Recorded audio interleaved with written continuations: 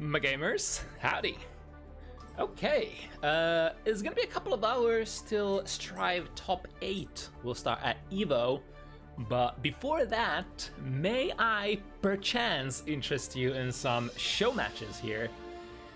If you're wondering what sort of event we're running, like mentioned, Bounty Hunters is a show match event with skill-based matchmaking happening every Sunday at 5 p.m. CEST, that is roughly now. As usual, the name of the game tonight is Guilty Gear Strive, and the format is first to 7 wins, which is a little different from your usual double elimination bracket. Slightly longer sets, more time to adapt, and also fewer amount of sets because we have set in stone our roster. But yeah, I'm your usual host QK, and how about we start checking out what's on the menu for tonight? Or perhaps let's establish the timetable here. So if you're interested in EVO Strive Top 8, the schedule is roughly as follows. So our first match goes live or starts at around 5 p.m. Whereas EVO is scheduled to go online at 7, I believe. So that leaves us around 2 hours to try to get at least the majority of our matches out of the way. But as per usual, if the event will last around as long as it usually does, there's gonna be roughly an hour of overlap. So keep that in mind if you want to watch world-class Strive. But yeah, let's check the roster. We have pretty heavy. What's the word I'm looking for? Heavy packed matches at the start of the event. Starting with Whale Zato versus Civ Unica. Civ, of course, has a couple of different characters. Unica is one of those that she did sort of adapt to her roster of those characters. We had a couple of issues, or rather, I'm pretty sure that the players were able to sort out the connection well enough so that today should be good. It is a rather long distance match after all. In the second slot, we got Ruby versus Zigra. That will be May versus Asuka. This is not Ruby's Elfeld, is May. However, the May is also pretty strong. Still, this is probably one of those sort of challenge matches for Ruby, if I may say so. Zigra is a pretty decent, let's say pretty okay-ish Asuka player, if as they say in the industry. So it might be tough. And then we have perhaps our heaviest hitting matchup of the evening in the slot number 3, as Pokey, one of the Anji players to fear, one of the top Anji players, in fact, appearing regularly on Bounty Hunter's roster, is gonna go up against ZoKHiZ's Potemkin. I believe we had both of these gentlemen last week on different matchups, of course, and they did meet previously, was it like around 10-ish months ago? Something like that. And at that time, if memory serves correctly, I think Pokey had the upper edge. So this is a run back of sorts. Of course, Pokey has kept up with the high profile performance, and is always a dangerous opponent for anybody to take on. Then we're slightly chilling a little bit for the rest of the evening. Our fourth matchup of the evening was supposed to be Jayce versus, was it Clicks? The matchup fell through like 45 minutes before the start of the event, but we had a quick switcherino. We got Leon back in. This was in fact the matchup that was played last week, Jayce versus Leon, although it was Sin versus Faust. And now there's a couple of extra disadvantages for Jayce. I think they have picked up a new controller, as well as I think the Milia is Leon's stronger character, at least compared to Faust. So the difficulty is going to be ramped up for Jay here. And then we have our random matchup of the evening. Shaggypasta Chip showing up for the first time on Bounty Hunters versus one player that we've probably seen the most in the random select pick recently. Hatsune Miku, representing that, yeah, it's a little bit harder to sort of try to sort of skill categorize the players who do play random, because there is of course a lot of characters in this game, and there is a lot of variance. No matter who the random player is, even if it's the best player in the world, they would have a little bit of variance between their characters. So it's a little bit of a joker card to match random players against character locks.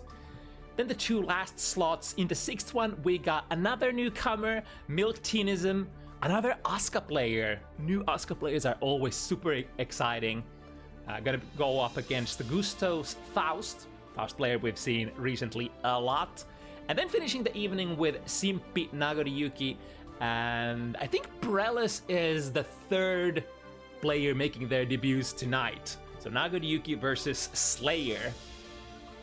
Lots of heavy-hitting matches for tonight. Let's circle back to the first slot, though, as time is tick-tock ticking, and I bet a lot of y'all also want to get down with some of these hype matches so that we get to watch Evo at the end of the evening as well.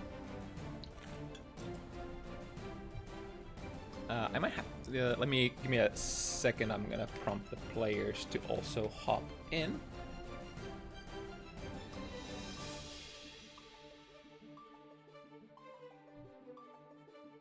Oh, that's funny.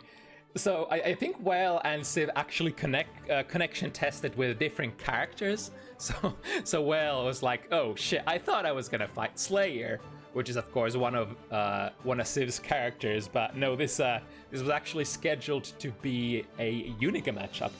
That can be a little awkward if your heart was set on the Slayer. Very different kind of characters if you have to suddenly make the adjustment on a short notice.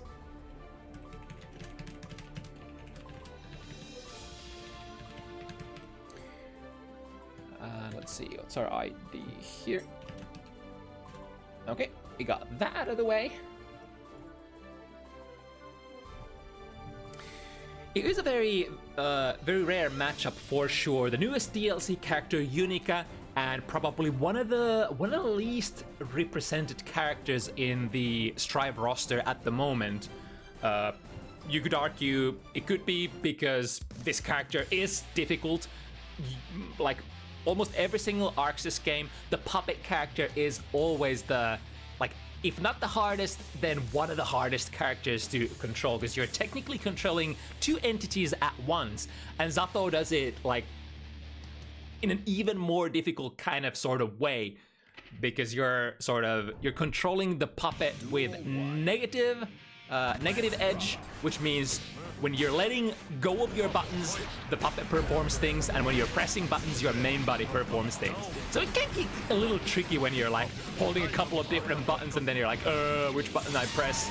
It takes a little bit of getting used to, but I think Civ might have actually pressed the button here. Yeah, it will collide straight with the super.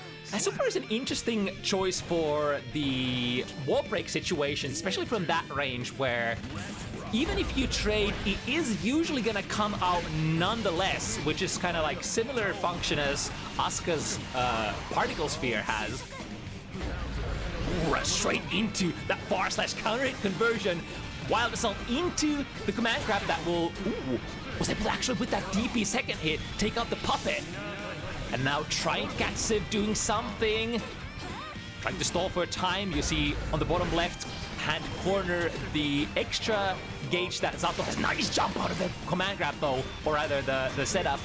The problematic part, even if you jump out of those command grabs, you're usually gonna have to still block because Zato works in tandem with the puppet. Nice mash there. That was against Wild Assault as well.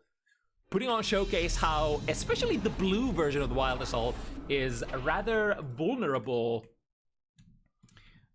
to like super fast mashes or DPs if the opponent can sort of guess where you're trying to do that stuff. Ooh, starting with the 5 heavy.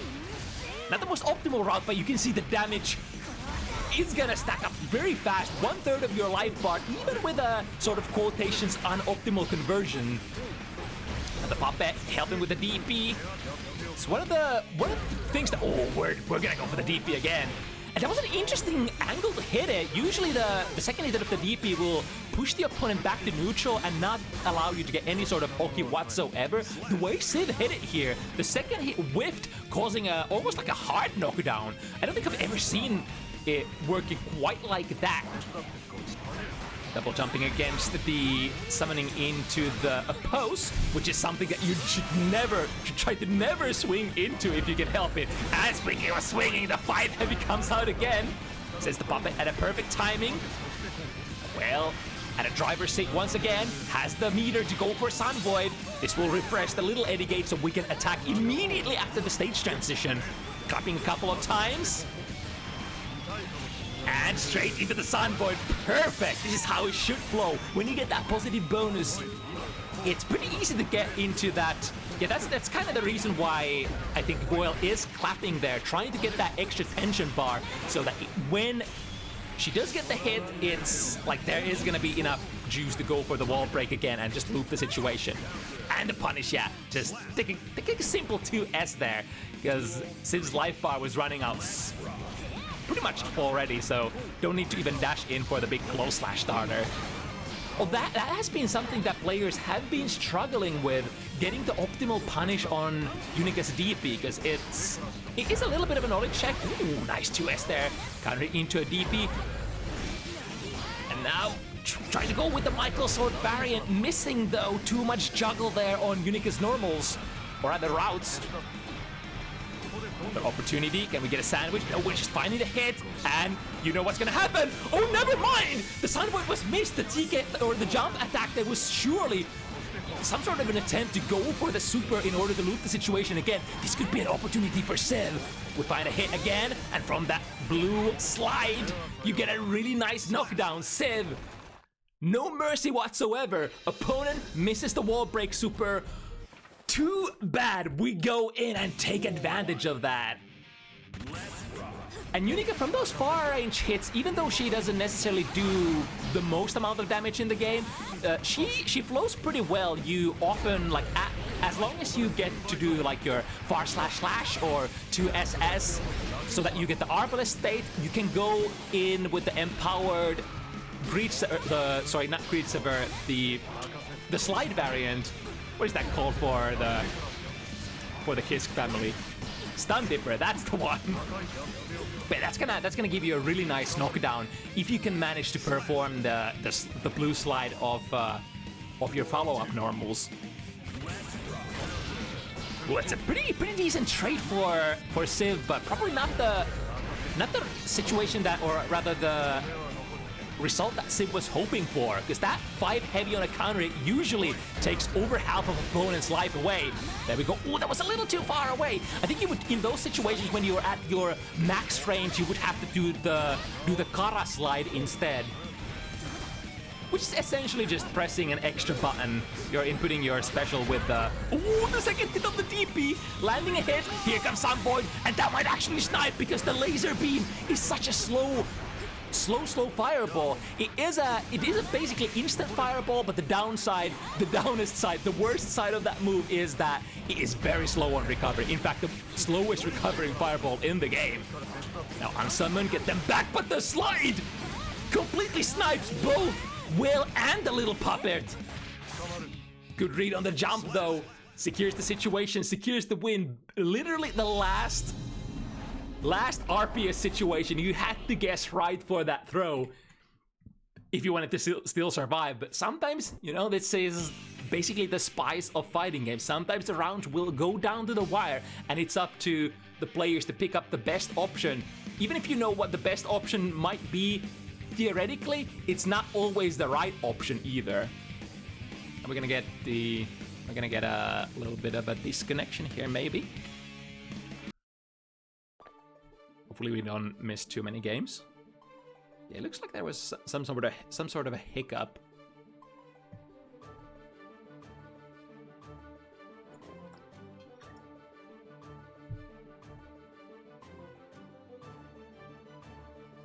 It looks like Whale wasn't even able to load into the match, so this is kind of basic standard stuff that happens with Guilty Gear Strive sometimes, especially with really long-range connections. This is, after all, an Egypt to, I think, Lithuania match. So really, really far off, in fact, in completely different continents. And I think Civ had to do some strategical planning to get this to work, because her connection at home would not be good enough to run this.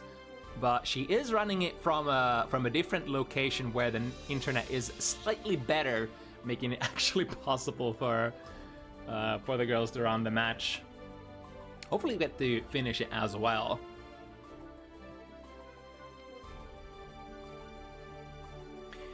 Is at the moment Wales' advantage 2-1. A lot of the special moves from Unica are pretty good at taking out the puppet, especially since the DP is like it's kind of like a double-edged sword with Unica DP. There is a huge gap between the first hit, which is the primary, the invulnerable hit, the sort of when Unica flips the gun around in her hand and like smacks you with the backside of the weapon. And then the big flashy bang is actually the hit that does not have any invus whatsoever, but it does combo into the first hit and launch them very far away. But it's a place where a lot of people have struggled with, because they don't necessarily know that you, like, if you crouch that second hit, which technically will never hit any crouching characters in the game, you have a lot of time to just dash in and pick the punish of your choice. If you're thinking like it's just a normal one-hit DP, it's easy to get caught by the second hit of that Unica DP.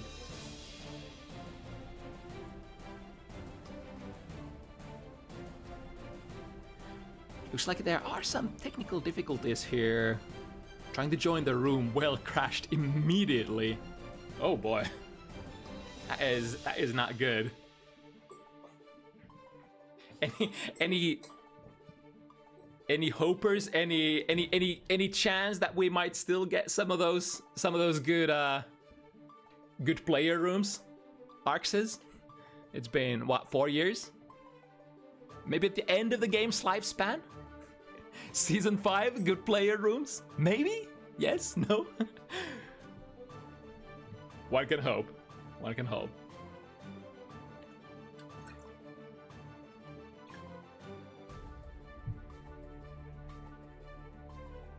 You would imagine, even like, despite what kind of connection you're working with, even if you're working with a bad one, you would still imagine that the game does not like straight up crash you, which is like the kind of stuff that you often see with Guilty Gear Strive.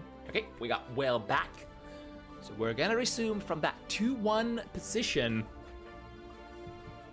Super exciting with like both of these characters, especially Unica, because she is such a brand new character, and we have only had so much Unica representation. Like only a handful of characters or a handful of players have been sort of going back and playing Unica after the release week. She was extremely popular at the release, but she is a very standard character at her core. Oh, nice moves from Well this time. Not swinging straight into the 5 heavy. It is a 10 frame, rather fast round start, rather damaging as well. So against Unica, you usually want to take it a little safer. -3, following up with a DP.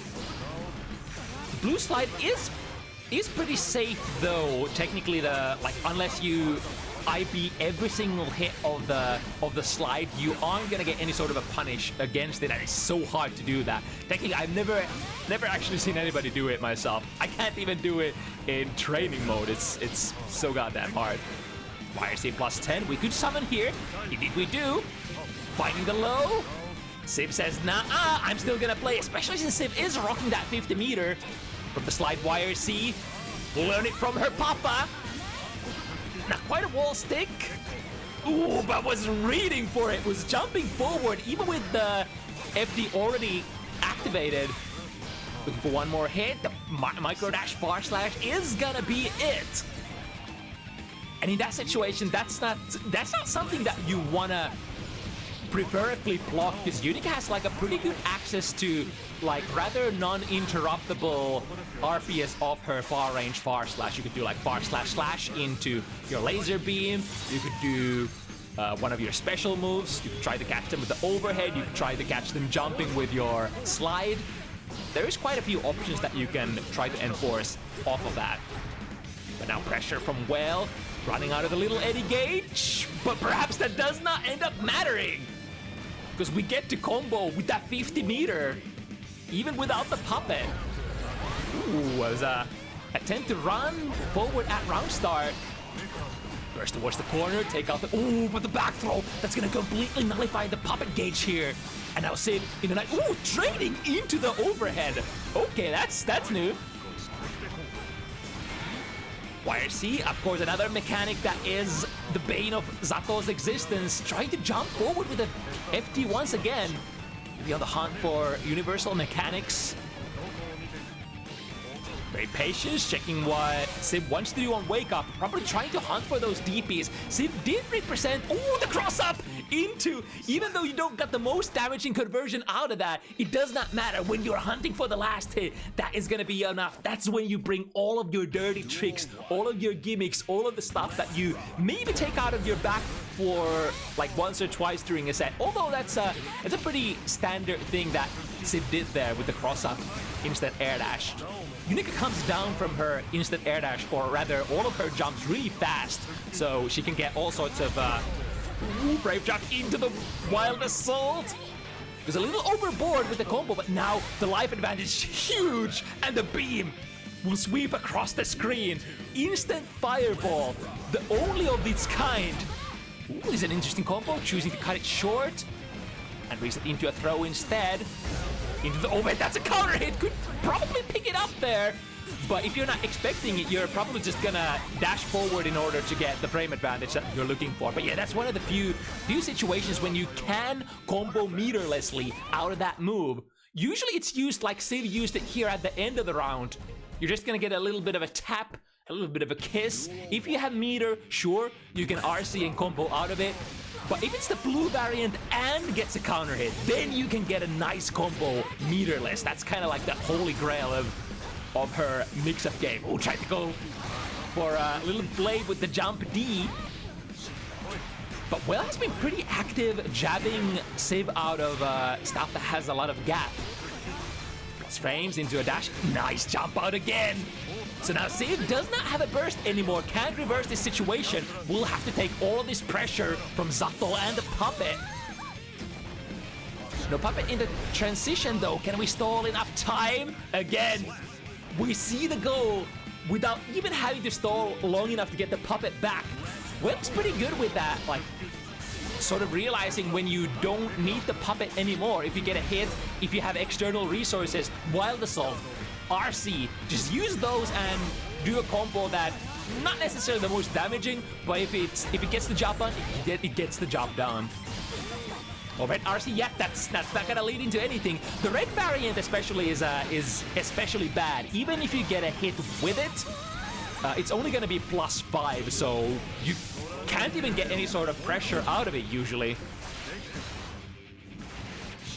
I think red variant counter hit RC might still go into a combo. Ooh, the overhead, tap them. Ooh, take the YRC. However, but it's so high up in the air that there was no punish to be had maybe. Tap the 5D, stands up for the overhead, but the Froggy comes out after that leggy. Have to block the whole sequence when the puppet gauge is still ready to be spent. Gotta be really patient. Oh, is he gonna, no, okay. I was sweating for a moment. Oh, I'm still sweating. This might actually be a desync again. Yeah, it looks like that is exactly what it is, because Well drops out of the room. Damn.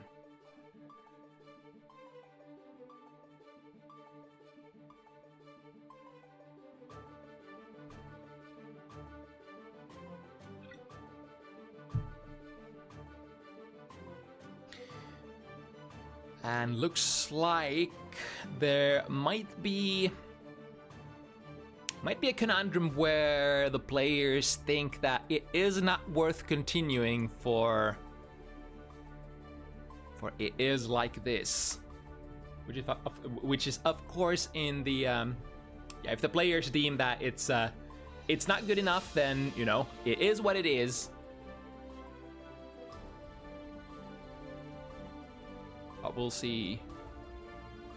We do have Whale back, but is I guess we're done. Yeah, it is unfortunate. It was in a really even situation, 3-3, and could have gone either way, but yeah, sometimes it is like this in Planet Internet. Sometimes the connections just don't work out, even if you've checked them beforehand. Yeah, on the day of the match, it might not go as it does in the movies.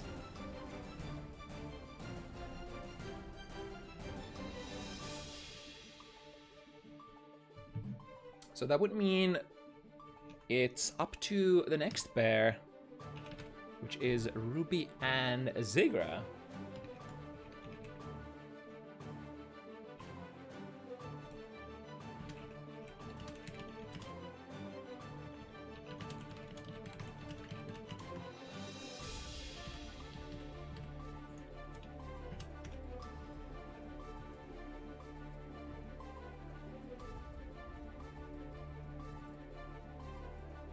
Okay, so Mei versus Asuka. I believe this is also like rather unknown territory for Ruby, adding to the difficulties that she's gonna have going into this matchup. Because this is technically the alternative character or the sub character for Ruby. Probably know it a little bit better on the main character Elfelt. Is a little bit of an off skill bracket match. We had very limited amount of signups this week, and it was like, okay, who can be matched against one another, and the most feasible out of the options was Ruby and Zigra. And it's been very interesting. Ruby's matches have been sort of like super, whatchamacallit, they go super well, or then there is that sort of experience factor playing against like, especially like more advanced players on their main characters who, you know, have much more time to figure out all the interactions and stuff. Then it can easily start looking like it's the complete opposite kind of result.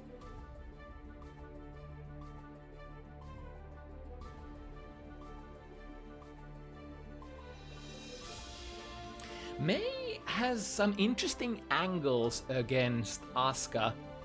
You do have your air shenanigans, Mei can go rather high, can maintain altitude for rather long periods of time, so she has sort of unique ways of trying to evade stuff, such as arpeggio, for instance. And she has her extremely fast special cancels, so like if you do poke into the cubes, you potentially get an S Dolphin in there. On a counter hit, it's gonna be super good. But she doesn't really necessarily have the best type of special cancel option that one could have against Asuka, which is like you poke into the cube, you have something that extends forward really fast, such as like sliding type of moves. With, for example, Kai Stun Dipper. You have Beak Driver for Sin. Stuff like that is really powerful if you can gain access to like a couple of character lengths ahead of you in a matter of frames, so that you can prevent Asuka from casting even more.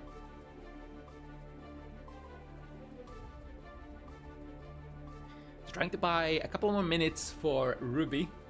Was probably expecting that the previous matchup would take a couple of minutes longer, which is understandable. Okay, we got her, and we are ready to rock with this one.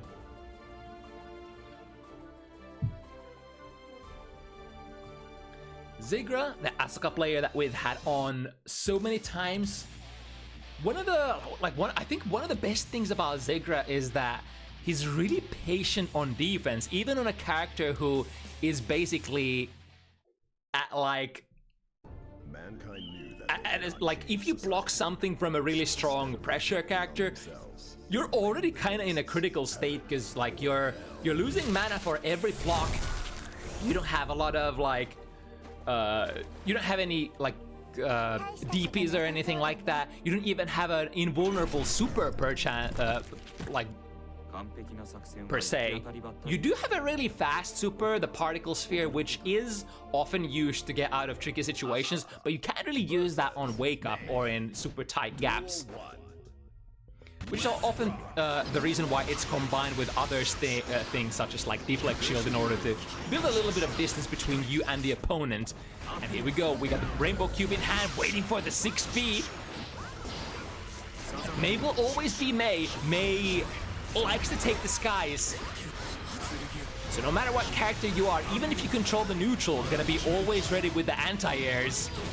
And a Ruby in a position where she probably wouldn't want to burst, no matter what happens here, because like making comebacks like that against Asuka is kind of hard unless you're already in like a super good pressure position.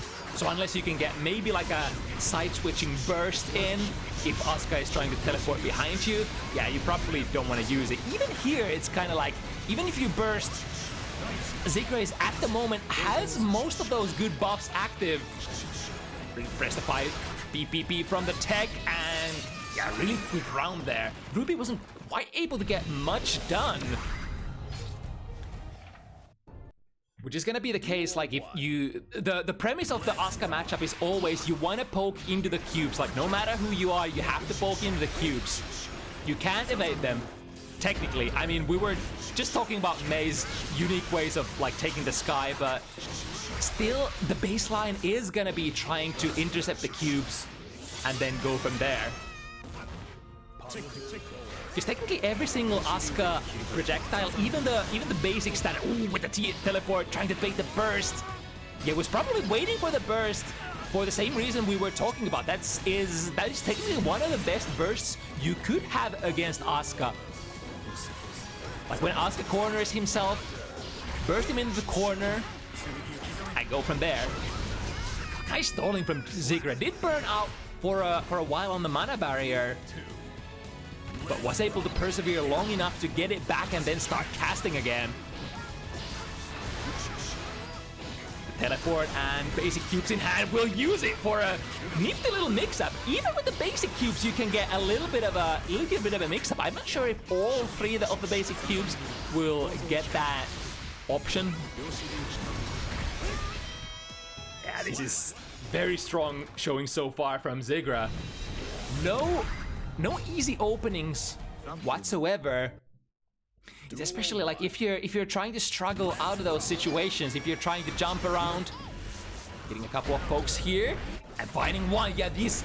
On the other hand, when you do find these big pokes, they do hurt Asuka quite a bit. Because if he doesn't have burst ready to go immediately, you can deplete his mana shield in an instant, and that means he's basically the weakest defense modifier character in the game, even weaker than Chip Zaneth. Fire C, backdashing out of the minus frames of... Ooh, nice left right. And Ruby is trying to do her best to keep in contact with the wizard, so that doesn't get to go back to neutral anymore. Ooh, the back throw, gotta be careful with the mana situation here. It teleports outside of the range of the reversal super. And now we got spells, we got arpeggio. Ooh, the 3K though. This initial slide into the first volley, it's kind of a cool idea.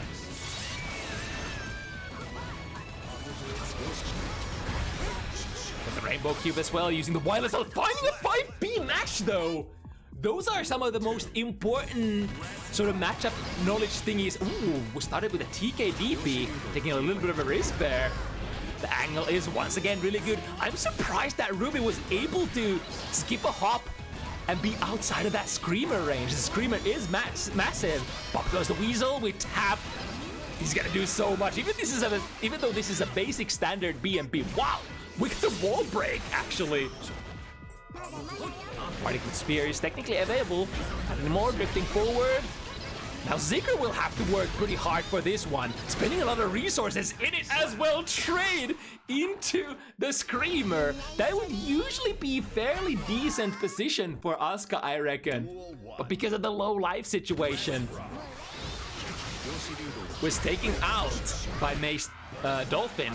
Yeah, the fast nature of the S Dolphin is looking like it's making a big difference here. Because it can get you there so fast in all sorts of unexpected positions. Nice, picking up the combo with the Wild Assault and the hard knockdown. How much juice do we have left after this? Only so much. Zikra can probably endure like a couple of close slashes and that's it. The FD will, of course, protect your mana bar, but you have to guess the direction right. Bam! Quick mauling. It's like if you watch the first two games, it's like no way it could be any other way, right?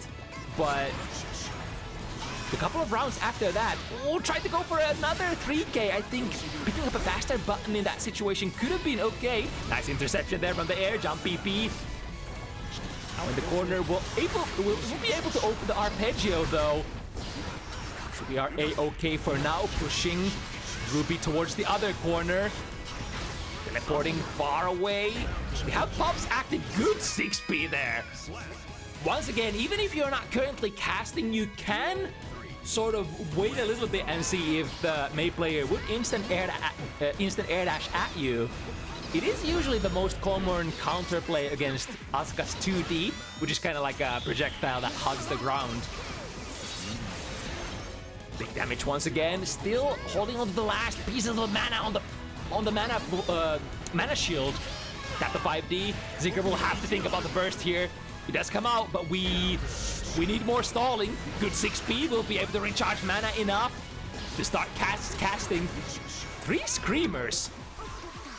Ruby so far has had pretty good track record clearing those, but taking 2 in the face immediately, not the worst though. Last spell in Zikra's hand is a utility spell, so that is a little hard to cast unless we can build a little bit of distance between Mei and the wizard. And the pop mana shield, Ruby evens it up 2-2, almost as fast as Zikra was able to take that 2-game lead. Maybe not as desperate of a matchup as we thought initially. Spending a lot of resources, getting a throw at the end of the sequence. Buffs are active, teleport to the other side, catch them. We do also have that inbuilt the 3-game should get caught by the particle spear here. Yes, indeed. The gates are open as well, getting into basically like a checkmate position. Having the opponent in a low health state, knocking them far away, and then being able to enable arpeggio, which is like I guess widely considered like one of the best spells you can have. It wastes so much time and there's so little counterplay against it that it like allows you to mix, allows you to shuffle your deck, allows you to recharge your resources. It does everything. But now Ruby looking for potentially a mana break, does get it from the extra damage from the wall break. Zikra missing an air throw, that's critical.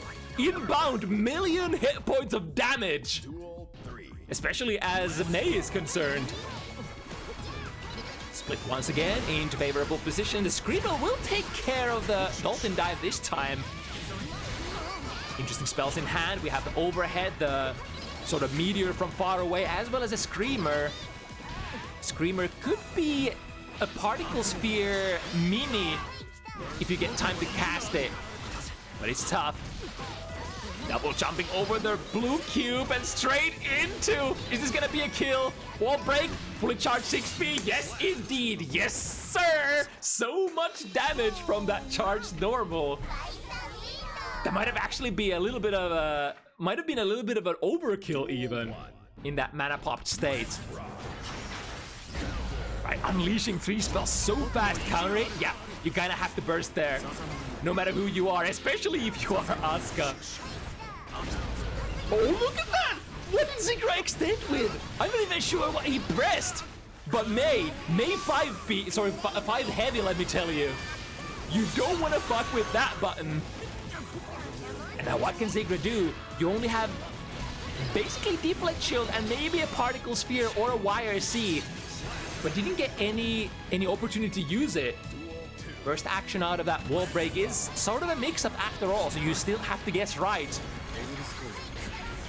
And let's see, what stat was that? Acceleration. So this will cause Guard Crush for basically all of the standard spells. Double jump, nice dodge. Ooh, the 6B though on block. And now, just a little bit of mana left for Zigra. Working with Test Case 2 is this, I think. Which is why one of the spells is one of those strange looking ones. Oh god, 0 hit points, very low stamina. Or sorry, tension. Ruby just goes in, taps the 5D, and that'll be it. 2-game lead suddenly. Duel 1. Let's rock. This would be a great sort of, whatchamacallit, underdog win if Ruby actually is able to maintain this lead going in. But now Zigra basically saying, we're done, we're done with these jokes. It's time to show you the spells, the Archmage shit. And the Particle Sphere, ooh, no time to cast. We'll have to find another alternative way to finishing this round. But the Up Dolphin, ooh, this time the Up Dolphin is plus, but if you break Split out of it, can lead into a quick jumpy tick throw kind of a situation, which was what Ruby was working with here. Wasn't quite able to seal the deal. 2 green cubes. Smash from Ruby. The Arpeggio is ready to go. And like we were talking about it, Arpeggio, the gate that unleashes 2 huge volleys, has so many different functions. Zico is actually able to fix his hand during that, draw enough cards and maybe fix the mana situation a little bit as well. Ooh, the backdash. Looking to throw with. We're going in with the aggressive burst though.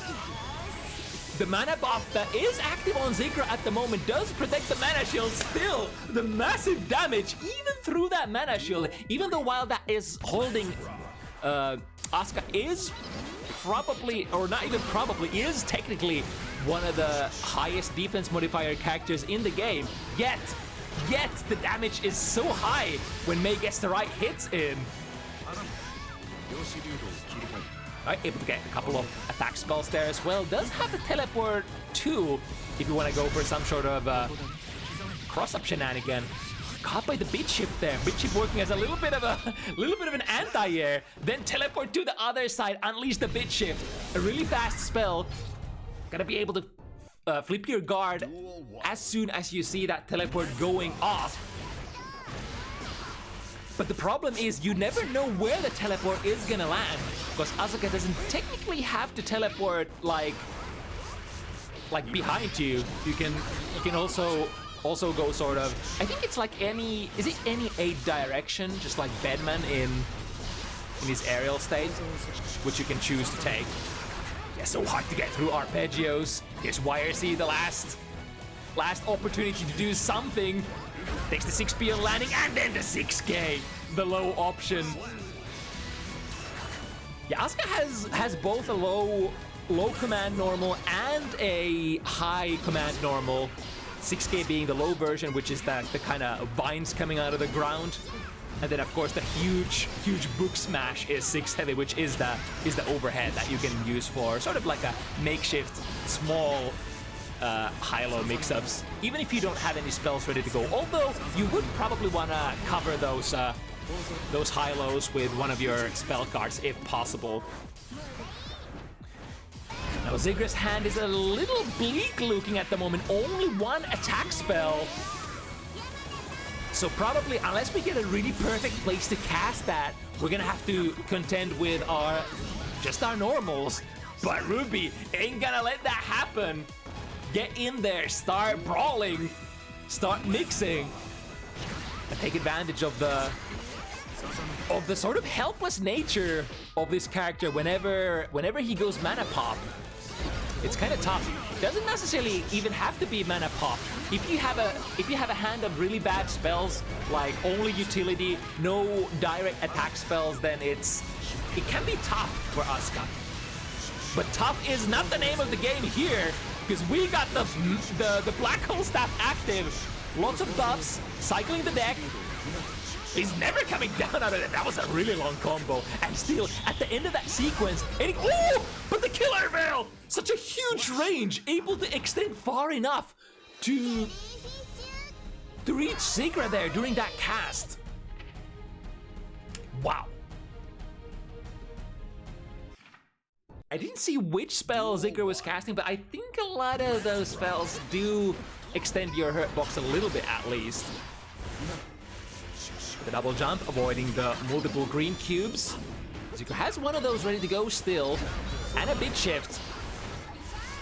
Ooh, again, the 3K has been working wonders, especially against the spells that kind of split off, like the green cube or arpeggio. If you have a really good timing with your 3K, you can kind of slide and poke into the lowest cube and then go from there. The wall break. Wizard is mana broken. Drifts forward, trying to get something started. Mana shield does come back. Now it's casting time. We have arpeggio in hand. Ruby doesn't want to let that happen. I think that YRC was brilliant. That's kind of like the downside of like Asuka. When you go close to the opponent, like when you teleport for a mix-up, when you go in to try to get your 6K or 6 heavy in, you're kind of in the same vulnerable position as Zato. You're really vulnerable against universal mechanics. Oh, not this time. The split into jump B, I think Ruby was trying to go for a throw again. Zigra having none of that. YRC works out, got the backdash as well. And now from the blue Wild Assault, able to find a hit. Looking good. The hand is looking stable. If we... Ooh, I said that, but majority of the hand for a second there flashed to be nothing but utility spells. But now in a really good position. You rarely lose from this position, right? The only dangerous spot was as Zigra was dashing in. Although Ruby didn't have a burst, didn't have tension, so there was really not a whole lot that the opponent could do. So like if you notice that the opponent doesn't really have any like resources to defend with, maybe you can afford to just go in and be a little bit more aggressive on the wizard. Here comes the whale though. That's a huge chunk of damage. Once again, can maybe take close slash or a 2 before the mana shield goes off. Oh, even the deflect shield is not enough. The Dolphins come back in swarms, finds the hit, and that could be a kill. If you get a wall break here and a super huge overkill, this would probably do like almost half of the remaining hit points if Zigra somehow managed to have life here. Oh my goodness. Who would have put money on Ruby after seeing the first 2 games? It was basically domination. Some of the most convincing rounds of Guilty Gear Strive I've ever seen. Then, suddenly, Ruby wakes up and everything starts working out for her. Although it hasn't been all roses throughout the way. But it's like, eventually, oh, to the other side? Zigra did only jump out of there though. The 2D stops Ruby from doing anything. The mana shield, there's still a couple of frames before it comes back. So the defensive modifier has been returned. It's interesting. Zigra is micro dashing forward when the up dolphins are sort of happening in the corner, which is a counter play. Will let you get out of the corner and May put herself in the corner. But if you want to get a punish out of those situations, you would have to swing into it. Damn, it was so close. Look at Ruby's life. There's literally no life left. even unleashing the bit shift there, the last spell that Zigra had might have been close to enough for a chip kill. On the command grab, Zigra is still sitting relatively okay here in terms of the mana. Gotta be careful here, defend correctly. This is set point position for Ruby. But the heavy dolphin to the S dolphin. Oh, I think that's mana shield. No, still a little bit left. You'll have to get rid of May basically instantly if you don't want your mana to pop. If to recharge a little bit. Attack spells in hand, the double jump, the 6P misses, both players miss. The interception, not the biggest combo you've seen. Oh, but this is close slash starter. Ruby has done it. From a matchup that was supposed to be hugely in Zigra's favor. Ruby does it, Ruby covers it. Comes out of it 3-7. Wow, what a swing there after the two first games. I mean, Zigra was able to get like pretty decent rounds here and there, but the consistency, Ruby was able to get in like at least once or twice most of those rounds, and that's honestly, that's probably all you need against Asuka. He is kind of that character who has ultimate tools for doing really annoying things at you from full screen range, even like locking you down so that you have no counterplay whatsoever in certain situations. But if you play patient and if you manage to find those one-shot situations, especially on a hard-hitting characters like Mei, you can make it happen. You can make it happen for sure. All right, moving on to our perhaps highest seed matchup of the evening. This is a rematch between two extremely high-level players. Poki, one of the best Anji players in Europe, and ZoKHiZ, one of the longest lasting Guilty Gear players throughout the history of this franchise that I know of, at least who I know of who still plays in Finland. There aren't really, honestly, like, other than myself and ZoKHiZ, and like, who else is there? Who else is there still who played like XX back in the day? Not a whole lot of people left, honestly. So in like sheer fighting game experience, you would have to say that ZoKHiZ takes the cake. However, this is kind of like the game that equalizes a lot of like breaks barriers between the OG and the new players. It's not quite as difficult to pick up as the old Guilty Gear games, and the fundamentals have changed a little. So even if you didn't play Guilty Gear games before Strive, there's a good chance that you can be a top Strive player.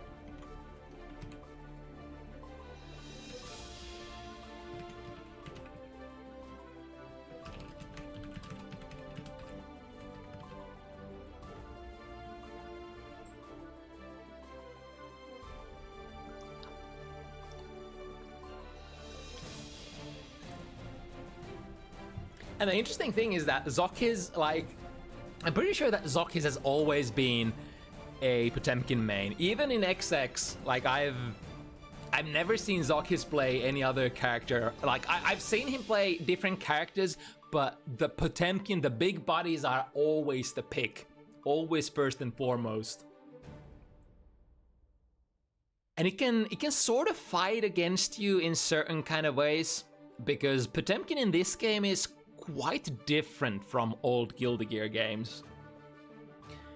Like, for example, Hammerfall break pressure ain't quite the thing that it used to be. They did give a little bit of like a glimpse of it back in some of the newer patches, where you can kind of do a Hammerfall break, and it does give you some amount of armor frames to sort of cover you, but it is still quite slow. Potemkin is much more of a... He is still a grappler, and he maybe doesn't, like, he does and doesn't struggle at neutral. He struggles at neutral, like, in completely different ways that he used to.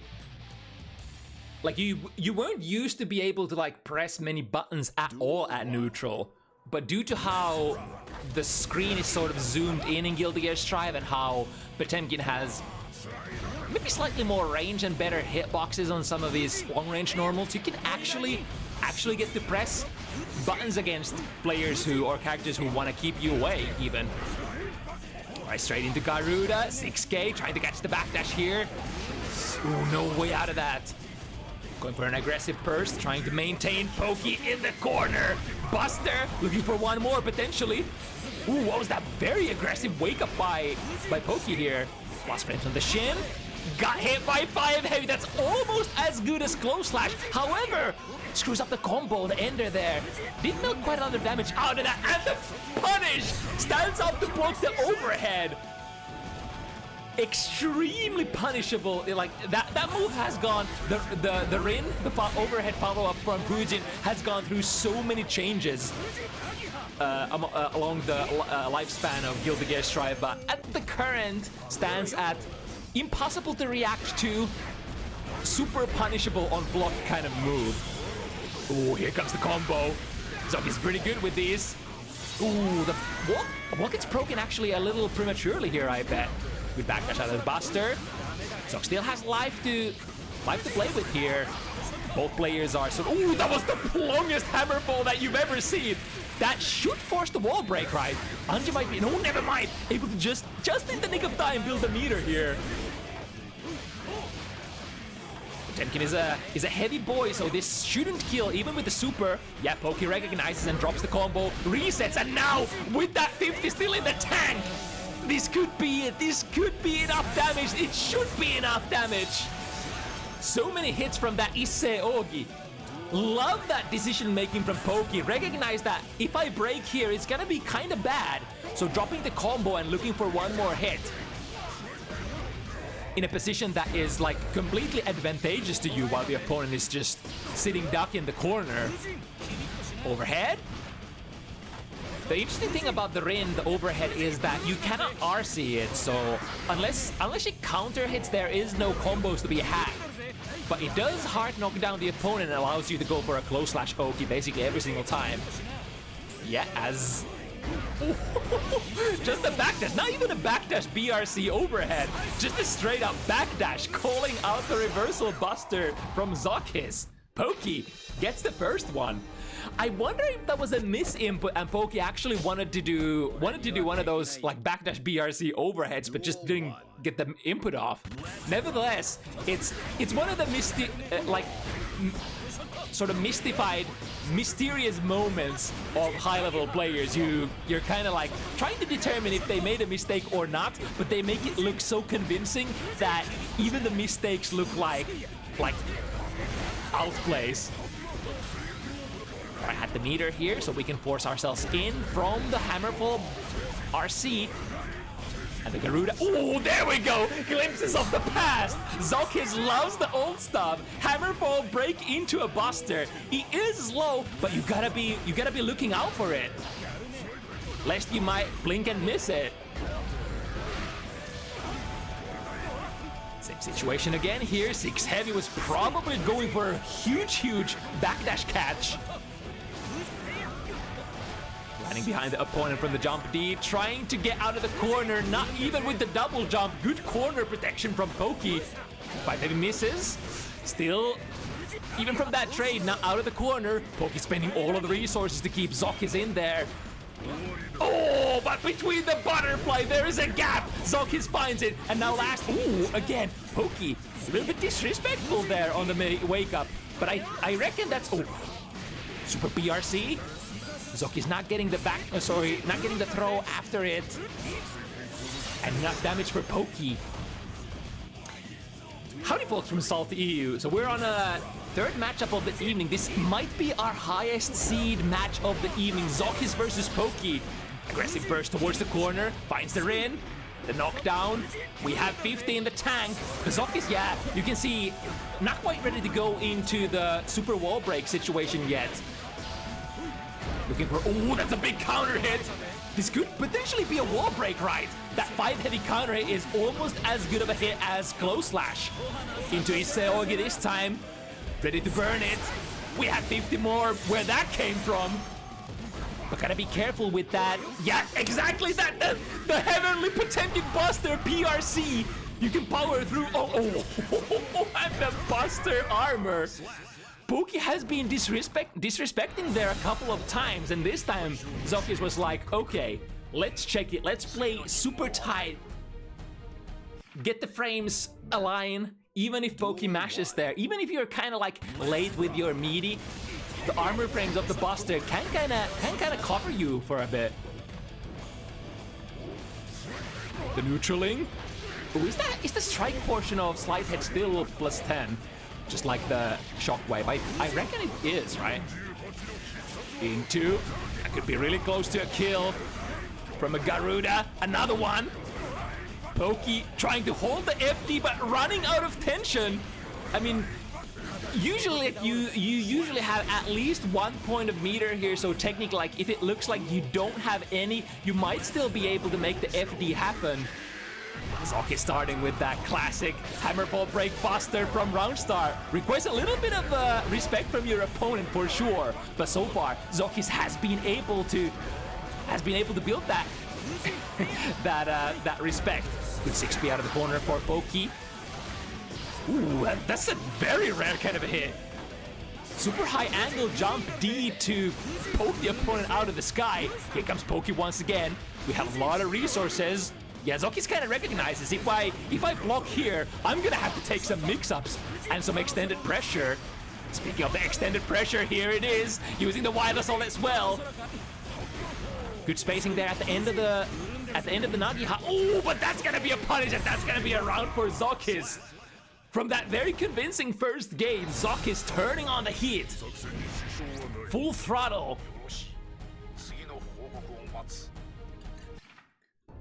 If one of these gentlemen is burning to get this game here, it's probably ZoKHiZ, because he previously, when these two guys met like around 9-10-ish months ago on Bounty Hunters, it was a fairly convincing showing for Poki.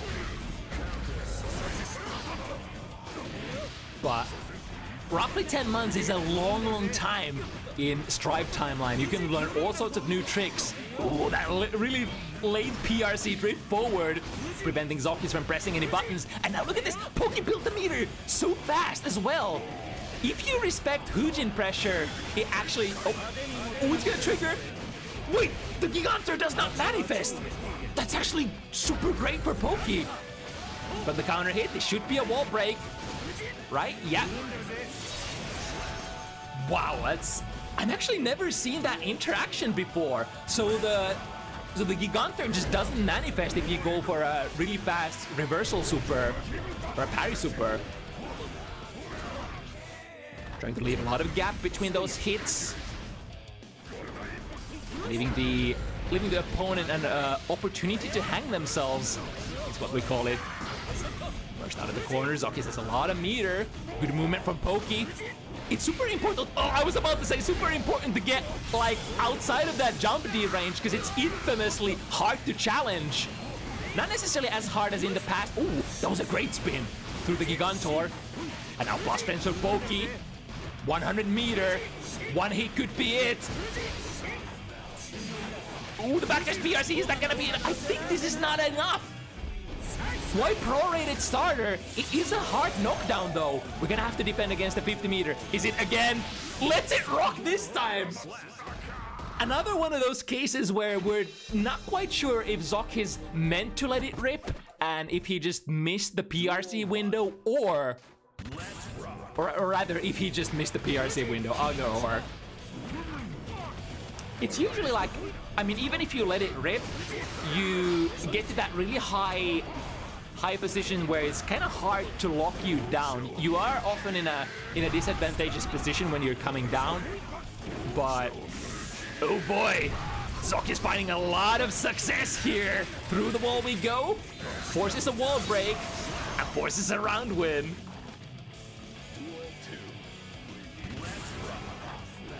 Ooh, that was a really close to a really nice whiff punish.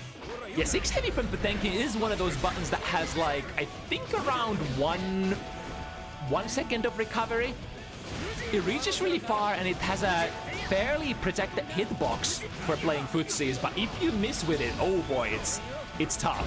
It's kind of same with 5 heavy. Speaking of 5 heavy from the other point of view, not quite getting the super off, would have had to go for some, I think like a Kara super of some kind, but probably was already locked into that special move. Finds the hit, yeah, and might as well burn, because there's no way ZoKHiZ would burst here at this massive life disadvantage, so not even have to worry about the burst, even if it did come back.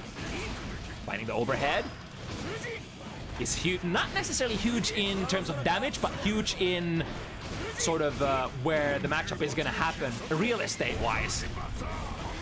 Now ZoKHiZ's turn. Ooh, that's a counter hit close slash. You know how much these are gonna hurt if Potemkin has Gigantor. Still able to scoop Anji off the wall and force the wall break. But now look at this. ZoKHiZ has the life, but Anji. Poki has the meter. Has the burst there. Had the burst immediately. Straight drives the car straight into a electric wall.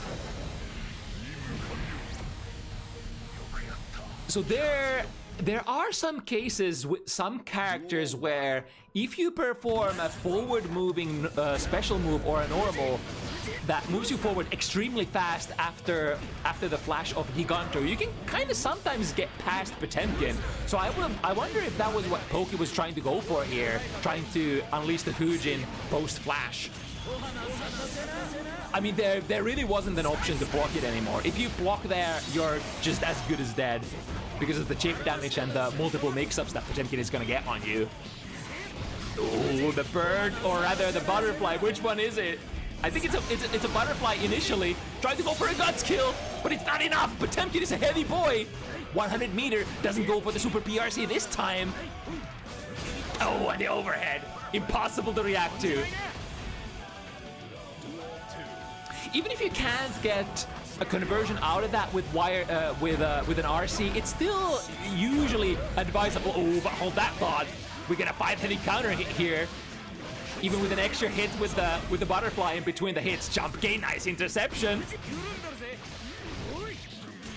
Quick air moves are actually like fairly strong against Potemkin, especially the ones that have some sort of like upwards hitting hitbox, such as like Anji Jump Gay. Because like Potemkin enforce, ooh, nice dance. Potemkin kind of enforces jump in mix-ups, or rather jump in RPS on you a lot of the times.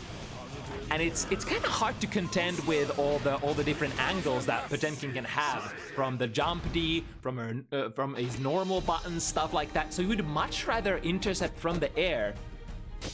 So if you can have an air normal that leads into favorable positions, such as again the Anji jump gay fast and can sort of staircase you into plus frames on the ground, you would like to use those. A lot of better players like to use buttons like that. Oh, the late air dash here. Sees the slide head, goes for the punish.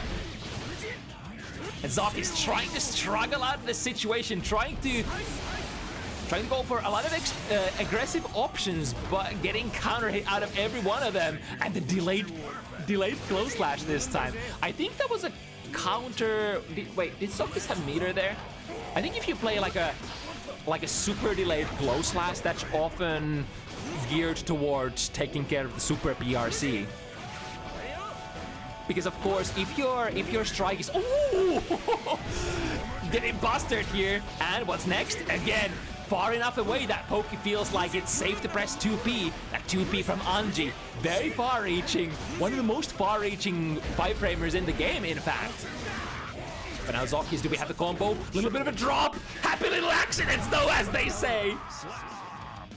Again, I'm not sure if that was a frame kill, if that was meant to be what's gonna happen there, but or rather ZoKHiZ was ready to go for the buster in the aftermath. Maybe an option select. Ooh, got the backdash here. Close slash, universally very strong button in Guilty Gear Strive. Very hard to backdash. Ooh, the cancel here into an armor. Poki not phased about that. Press 5P, take the Hulk out of the sky. Ooh, look at that. Building so much meter with those Hujin shenanigans as well. Oh, are we? Went for the call. Ends up whipping both players. in a completely off position. And here comes the 100-meter expenditure. The OTG 5 heavy is actually gonna be enough.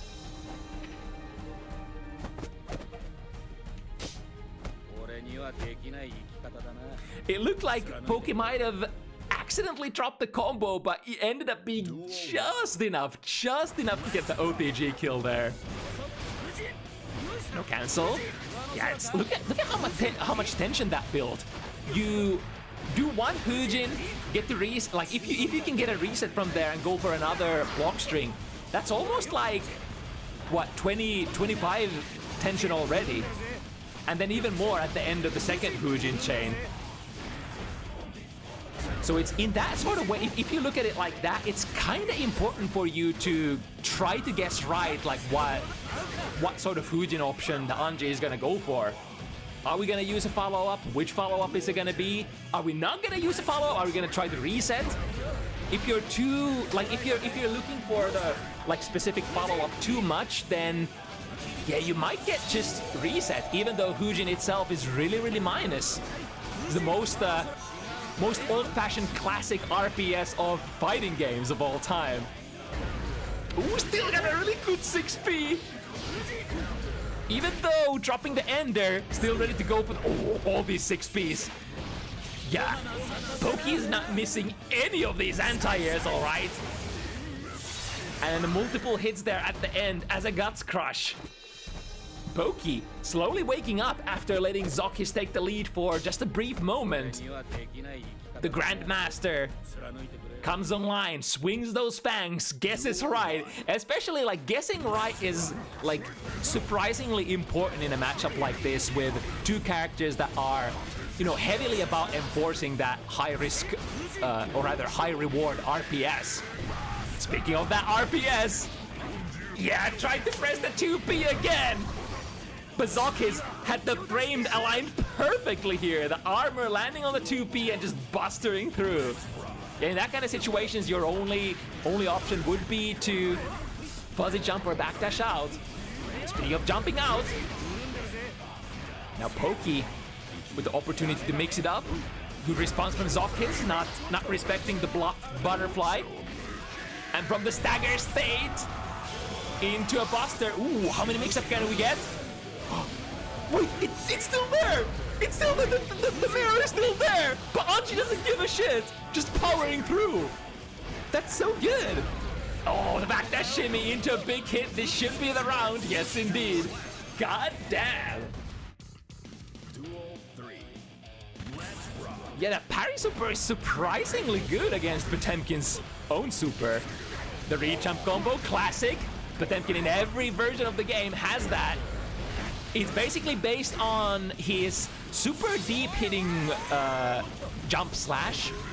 Because you can press that button very early into your jump arc and it still kind of hits the opponent really fast and creates these awkward situations where if you try the anti-air, you might miss it really easily. And there we go. The old man ain't ready to give up just yet. On the chase, 4-5. Anything that can still happen here. Such a volatile matchup as well. I mean, most matchups in Guilty Gear Strive are, but especially when you have two damage specialists. Ooh, very delayed Rin there. Still getting a heart knockdown. Plus, ooh, here, yeah. Go for a burst real quick. Hopefully get out of the corner as well. However, being the more mobile character on Anji, Poke blazes forward. What from? Wait a second. ZoKHiZ has been getting counter hit from that same situation so many times. Why does the buster work now? From the butterfly into 5 heavy. Maybe it's like the answer could always be there's just like 1 or 2 frames of like manual delay. Because you don't always want to perform all of your actions as airtight as possible. It's what we call like just giving enough frames for the opponent to press a button to create wide enough. Oh, look at that aura walk. To give the opponent enough frames to, you know, swing into the frame trap that you're about to do. But sometimes it can be really hard to. Ooh, the burst was a little late. Was probably trying to keep ZoKHiZ in the corner, but now ZoKHiZ out of there, but back in there. Both players with the 50, trying to be cheeky and actually getting a hit from that cheeky overhead situation. Not quite gonna be a kill. We'll take the Issei Ogi, so this will lead into a hard knockdown. ZoKHiZ has options here though. Soon deflect shield. Yeah, it goes. Yo, there's the delayed close slash. That's what I was talking about earlier. That's the counterplay. But you will have to know things about this game to be able to perform that. A lesser player would just always go for the meaty close slash and be like, huh, that super PRZ is just fucking me over every single time. But a senior player will know it's all about the frames. When does the input end? It is gonna end eventually, and if you don't perform, like if you perform something that is active a little bit later, that is one of the keys, that is one of the options that you can use to beat that sequence. It will usually make you vulnerable to throws though, like reversal throws, so there is that part, so it's still RPS to a certain extent. Ooh, with the backdash PRC, ZoKHiZ chooses to burst out here. We have a lot of juice to play with. If we can get back to neutral, power through, and I think too heavy. Yo, ZoKHiZ converting that! What a conversion! Got the got the 2 heavy. That wasn't the counter heat either, but is powerful enough button for Potemkin to convert into basically close slash equivalent combos.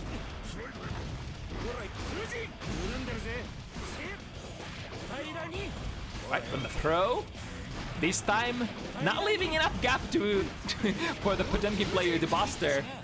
It's usually the best or the safest option is to play your frame traps rather tight, because if your frame traps are too loose, then the armor frames of the buster, they're gonna come into play and potentially smack you out of your own pressure. Alright, burst very early into the round. Would have probably led into wall break if Poki wanted. Next interaction is gonna be huge. Poki's the one that gets it. Doesn't quite, maybe didn't want to go for the wall break just yet. Backdash at the perfect timing, even against that extremely active close slash. Universally 6 frames. But so are the best backdashes. 6 frames for the big buddies. Here comes the back throw, and no Garuda goes for the throw mix-up immediately. Tried to grab here, but no good. A little early there, I reckon. Can Poki finish 100 meter? RC is gonna come afterwards for sure. Guts crush. Boom, bam. Wall break. Doesn't even need it. There we go. Poki with the 7-4. So, yeah, 7-4. It's still better than the last time. Last time, I think it was very convincingly in Poki's favor. This time, ZoKHiZ putting up much more of a fight. Much more of a, way more resistance than previously. And my goodness.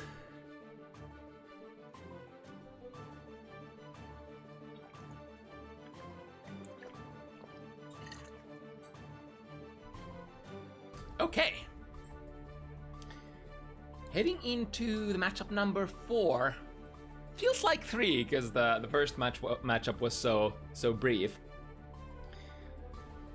The matchup is going to be slightly different than shown in the cards, I think. So Clicks had to cancel on a really short notice, kind of like around half an hour before the event. But we had Leon, Jayce's Latvian fellow, jump in on a short notice. So these guys played last week as well. The matchup was Sin versus Faust, but I believe that the Milia pick is slightly stronger for Leon. And there's also an extra, extra disadvantage for Jay, as well as he has recently picked up a different input device. So I think practicing on hitbox at the moment is the usual case, or the usual story. Ooh, that's gonna be a punish though. Straight into the overhead. Ooh, close slash starter. Not quite getting the biggest combo out of there. Went for the throw a little too early as well. that would have probably sunk in. It was enough delay, jump out of the L count.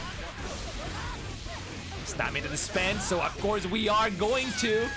Too bad, often the like one of the problems when performing corner combos with Hoof Stomp is the Hoof Stomp has multiple hits, and depending on the wall damage state, it's very common to get a wall stick with the first hit of Hoof Stomp, so then there is basically no way of getting the super out anymore. Fighting a far slash, we can definitely break here. Misses the link to 2K, unfortunately. At the right path for sure, the optimal one. Oh, that's gonna be no stamina.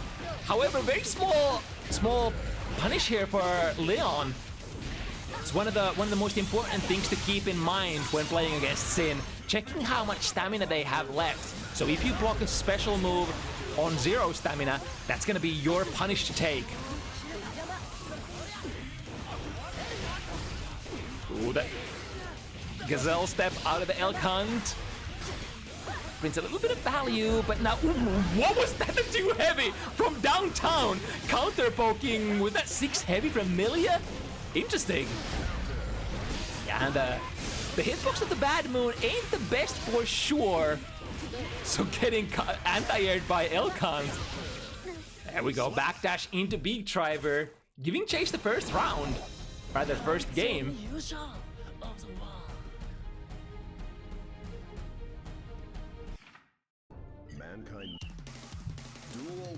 This is one of those classic, you know, please don't get hit kind of matchups for Milia. Sin, even though not necessarily like straight up one of the best like damage characters in the game, I would still say that Sin is considered a really strong damage character because of the consistency of your conversions. Maybe your best BMB does not do exactly as much as Sol or Nagoriyuki or Anji, but like those conversions are so consistent for Sin. Any hit, if you have 2 stamina, is gonna go into like half of your opponent's life. And honestly, how much can you hope for? If you're already doing like 50%, then you're technically a 2-touch character already.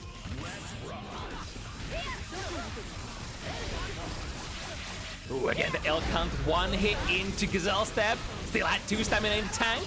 Can put Leon in the corner. Yeah, Nice was able to build just in time the 50 tension to convert out of the Hoof Stomp. It's a cool thing that you can do on Sin. Don't necessarily need tension as long as you have stamina, but then when you do run out of stamina, you can substitute other resources for it. Most notably, tension. But now, completely full tank, tried to go for a 6k. However, Leon was already approaching from the skies. Overhead, that was the tail end of it. It's so interesting when Hoof Stomp hits from such long-range situations. You're like, ah, thank you, last pixel. 2 games up. Jayce starting very strong. Sending the hair car. It's a very tricky thing to defend against, because like it's like, if it comes from full screen, it's usually spaced so that you're not going to be able to punish it. If you do want to punish it, you would have to do some sort of a jump in. Usually with backwards momentum, something like an instant air backdash. Ooh, that's going to be a punish though. The raw S-disc from point blank. Don't quite have the stamina and tension. It is a very fast poke though, the S-disc, so if you want to go for like a Sin far slash level reach kind of a quick poke, then you would have to poke with that S-disc, I suppose. A little bit of a shimmy here, using the heavy disc to take yourself airborne so that you're not in a throwable state. And a micro dash far slash, one of the most common ways of initiating pressure as Sin. Ooh, but here's another very common response to those far slashes. Can go 6p, but can also use that command dash from Milia, Mirage, which puts you in such a huge low profile state. No tension burn this time. Trading maybe in, well, rather neutral trade in that situation. Plus friend from the Septem Voices. Leon still has another one of those. Where that came from. Ooh, I think this is gonna hit. Sends the RTL. There is no RCing. I think Leon tried to RC out of that, but was in a critical range after the flash. The RTL moves forward a couple of pixels where, like, post-flash, it moves forward so fast that you can't feasibly RC out of it, even if you're trying to like drift backwards. There has to be like around 4-5 character lengths between you and Sin. Oh, that's a big starter. Maybe a little bit of surprise there. Caught me by surprise as well. Nice 6B. Yeah, immediate burst from Leon. It's always a bummer when they can find a perfect anti-air against your air shenanigans. You have so many different angles as Millie after all.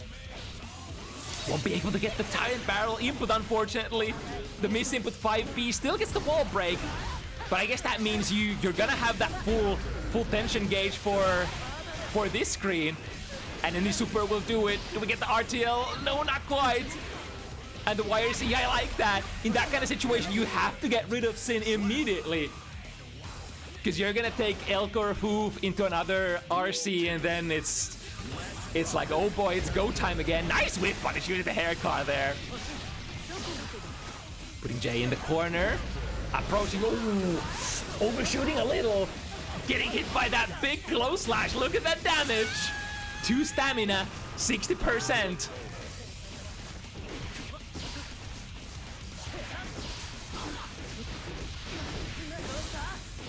And nice. Actually, trying to maintain the last stamina here. Aggressive burst. Leon is gonna get their own burst back here. But has so little life that it's gonna be hard to spend. It does successfully spend the blue kind. Oh. On the recovery. Wait, was that? That must have been on the recovery frames of the turbo fall, right? I reckon that Jay actually wanted to do a 6P, but because Tyrant Barrel input is 236, 236P, got the super by accident, and then it worked out, and it feels like, yeah, I'm a genius. I'm a goddamn genius.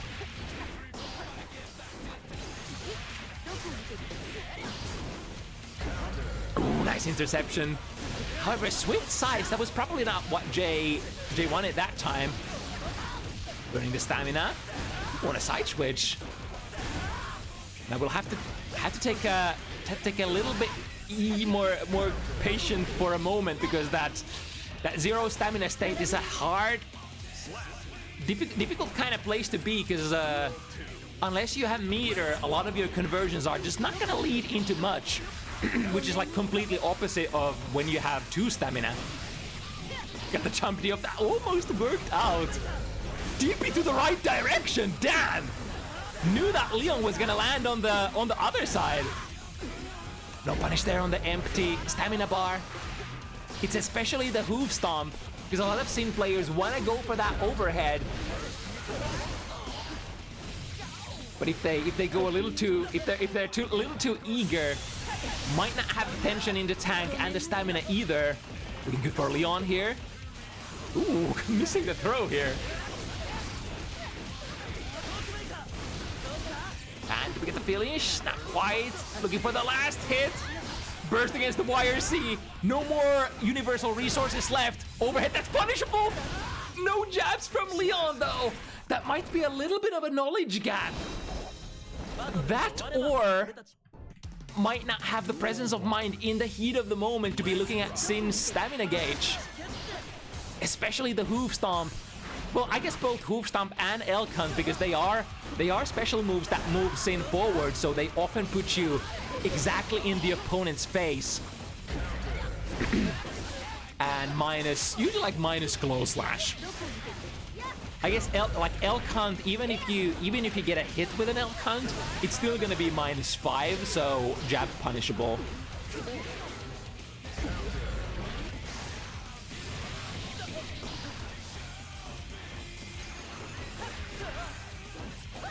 Ooh, the hoof stomp against the, was that 6 heavy?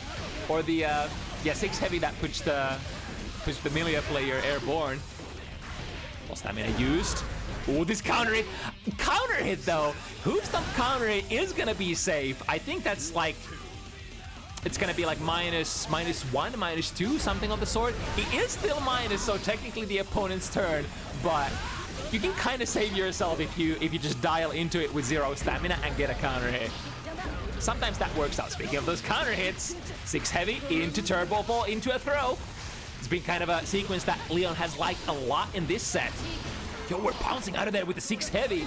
Slightly rare button for Sin. The late PRC still being able to pick up the combo. Now the tank is empty for a couple more seconds. Yo, the low air throw! Perfect counterplay out of the non-meaty non-meaty disc situation. Super important to recognize when you're playing against Milia.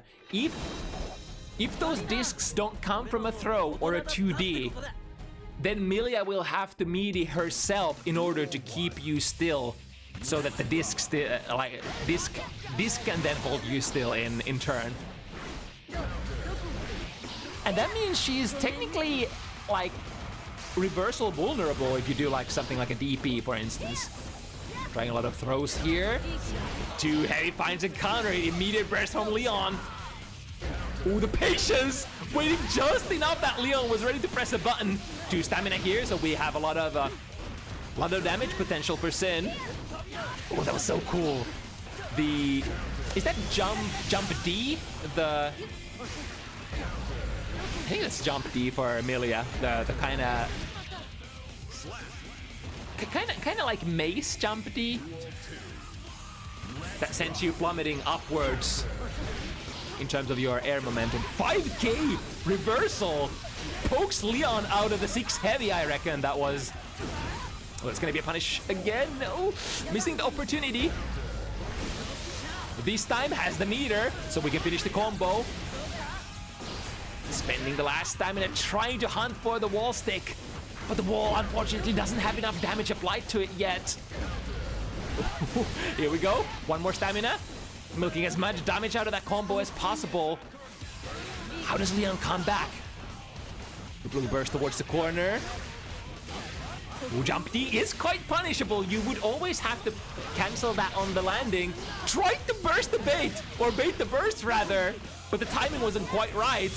Septum Boys is gonna cast that 2S and tried to use the 6 heavy wake up button again. Got caught initially by Leon's jump in, but then in the follow-up situation, more brawling, more scrambling works up in Jayce's favor.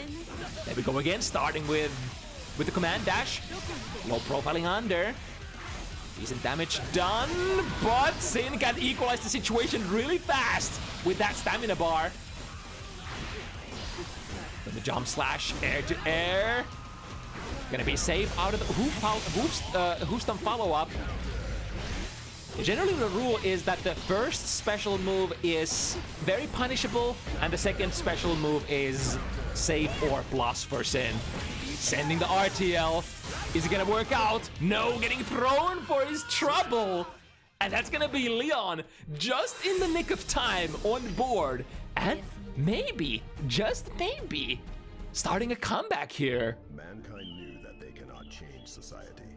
So instead of Duel 1, there is always potential. As we punish once again with using the air card.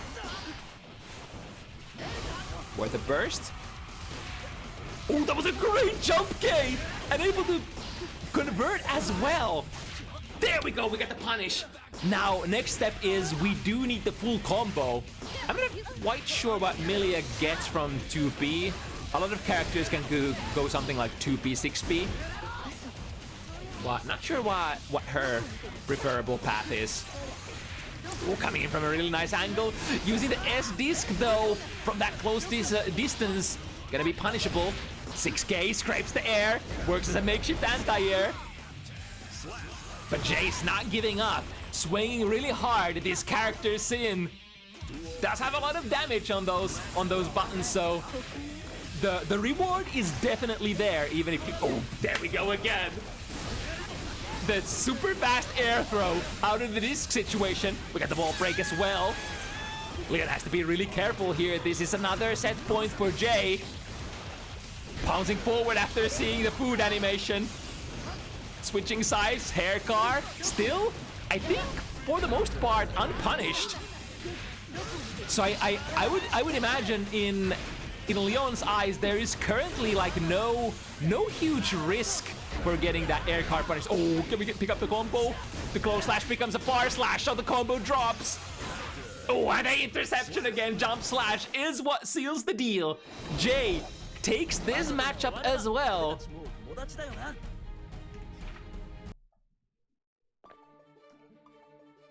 And maintained dominance over his countryman.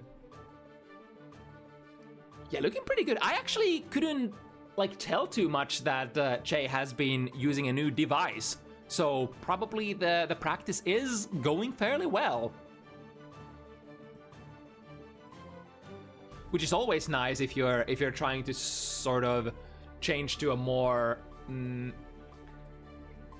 a preferable input device, such as the most common transition that a lot of like competitive players make is making a switch to that hitbox. If you can make that seamless transition in just a couple of weeks, that's great. It's a little hard for like old dogs such as myself. I've been thinking about going on hitbox for such a long time as well, but it's hard. It's so hard when you've played on stick for like a couple of decades already, and it's like all you know. But okay, so next one is gonna be the random select match, and this works a little different. We're gonna go into our rolling interface. Did we have Hatsune and Miku already in the lobby? Let me ping both players nonetheless.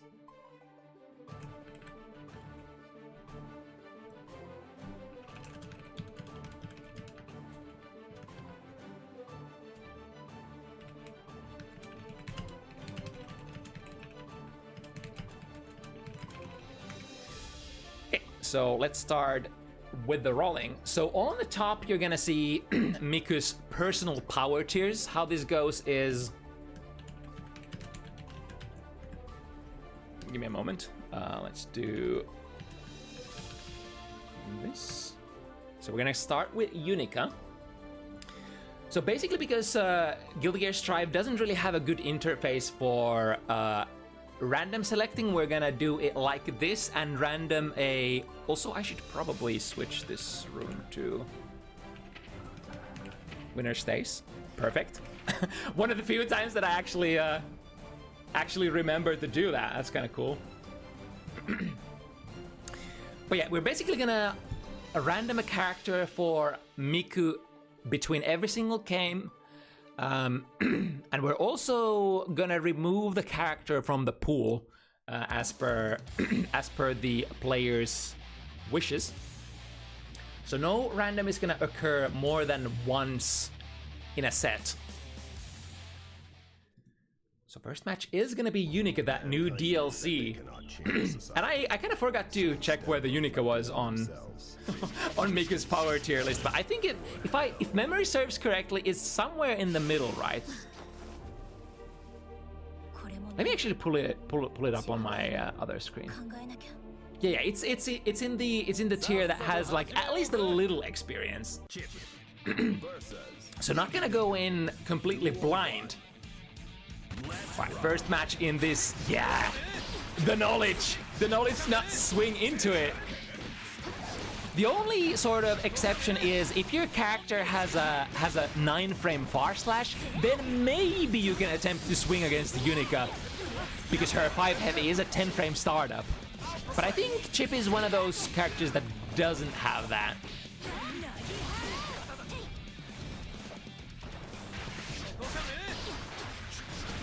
Right, into the command grab. Miku still has a little bit of a life lead here, but look at the resource advantage for Shaggypasta. The back throw into a safe jump. Yeah, there's not a whole lot you can do in this situation. If the opponent Unica does know the sort of the manual, starting with a 5 heavy here, and putting the power of that button on Showcase, that's probably the combo that every Unica player learns first. How to kill the opponent, how to exterminate the opponent straight from the round start. 5 heavy conversions, those are some of the best that this character has to offer. A safe jump once again. The red version of the overhead, unfortunately, even if you spend tension on it, ain't gonna be pick-upable. Ooh, nice prediction here. Holding block during a very crucial moment. Does not mean that Miku couldn't steal this round. Yo! Oh, getting a punish there!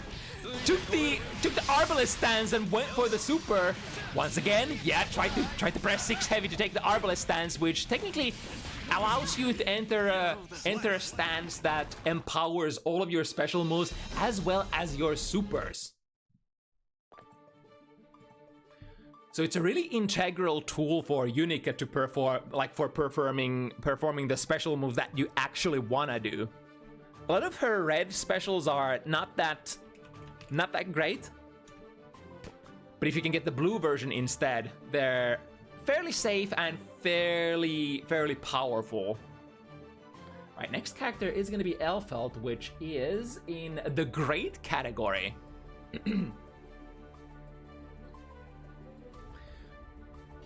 So a little bit of a like meta info here. The aim usually is to sort of try to match the randoming player to like the average skill level of all of their characters. If that matches the character lock player, then we've usually done our work perfectly. And if we assume that is true, then we should have a lot of like even matches with the sort of the mid-tier characters from the randoming player. But of course, it's not always so simple, and there's a lot of things that can happen in fighting games overall. But the overhead RC, maybe waiting for the burst. Burst does come out, but this is gonna be a huge comeback that Miku has to make. Isn't a character though that can potentially steal it. Here comes the Rekka reset. Yeah, this is a character that can do a lot of really nasty resets, so you could find your... Oh, this is gonna hit the Wake Up Sansei Roga working out. Does have Invus, unlike the other super Banki Messai. But it's a very dangerous super to whiff, because you could... Like, in worst case scenario, you put yourself in a corner, and the opponent gets to pick up their favorite starter just like that. Ooh, close slash counter hit. Couldn't quite get the super out there. Bomb belt would have been big. But we still have the life advantage for Miku. The wire C is gonna break the momentum. Here comes Shaggypasta. With the angle, look at that, the double jump. Miku still matches it with the air throw. You still be anybody's game, have the burst, that close slash surely gonna take you out. Attempting the whiff punish a little late there. Nice jump out of the command grab, it's such a back and forth. Close slash into the grenade, classic stuff. There's a little bit of a mini RPS between close slash grenade and close slash Rekka. Because like if you want to interrupt Rekka, you would have to probably swing into it. But if you do swing into it on the ground, then the grenade is usually gonna just avoid your strike and counter hit you instead. Get the Banki Messai. Hard knockdown to the other screen. Miku does have a lot of meter to defend, which chooses to go with the wire C, which technically puts you in like straight in a mix-up position because of Rekka. Rekka is basically like a devil's tool. It's a series of resets, strikes, highs and lows that are like borderline impossible, technically impossible to see. It's like anytime you can get yourself to like position yourself next to the opponent as Elfelt, you're usually like pretty happy. Unless you're playing against the DP player, because you can never really guarantee a Rekka starter against the DP character. Leo is the next Next character on the chopping block. And that character is in the fine category. If I had to guess, then we probably treat the fine tier as the sort of the midpoint. Yeah, I guess there's around equal amount of characters like below and above. Like that doesn't necessarily mean that like, Duel 1. you know, if you were to, for example, look at all of the ratings, for example, of Miku's characters, it would be much harder to like the list would be much different if we just constructed a tier list without asking Miku of his opinion. If we just looked at what, for example, Puddle Farm has to offer us and constructed a tier list like that. Alright, able to get the heavy fireball out, which does prevent Shaggypasta from engaging. Ooh, miss on the combo. And the DP as well. Let's see how much we can do from here. Got the 50 tension point. Chose to not take the super at the end, which is probably the right decision. Every time that you can't kill the opponent and you can go into potentially the last round-ending RPS with having that 50 meter that you could have used on a super, that's probably something that you want to do most of the time. You want to go into the last RPS having as many resources as possible. So sequencing how you spend and how you build your resources is super important. Got with the low Rekka. Reset into more Rekka pressure. Oh, the jump slash preventing Miku from getting a strike in.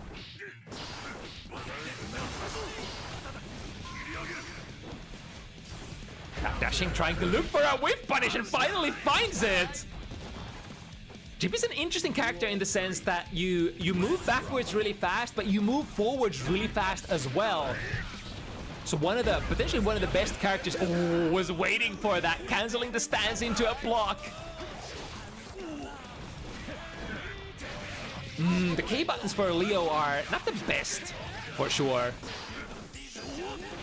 I think most of the K buttons, like 5K, 6K, are quite minus and sort of ask the opponent to participate in an RPS where you could punish, especially if you IB. Wow, got an interruption between that turbulence there. Very dangerous because like turbulence is one of the more common frame traps that you could play on Leo. Into command grab, that's not gonna be quite enough to kill. One more DP, just let it rip. And Miku covers the mid-tier matchup here.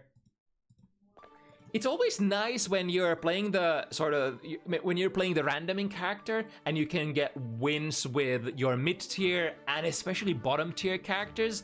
Those are usually like big wins for you. Testament is gonna be the next one.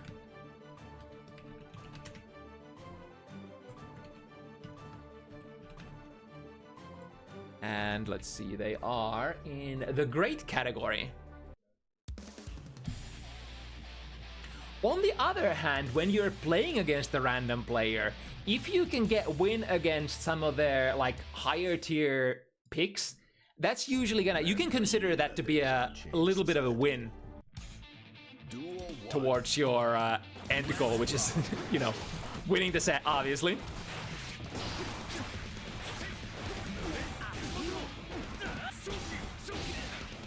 Ooh, trading with the 5K here, jump D counter, immediate burst, trying to dash forward.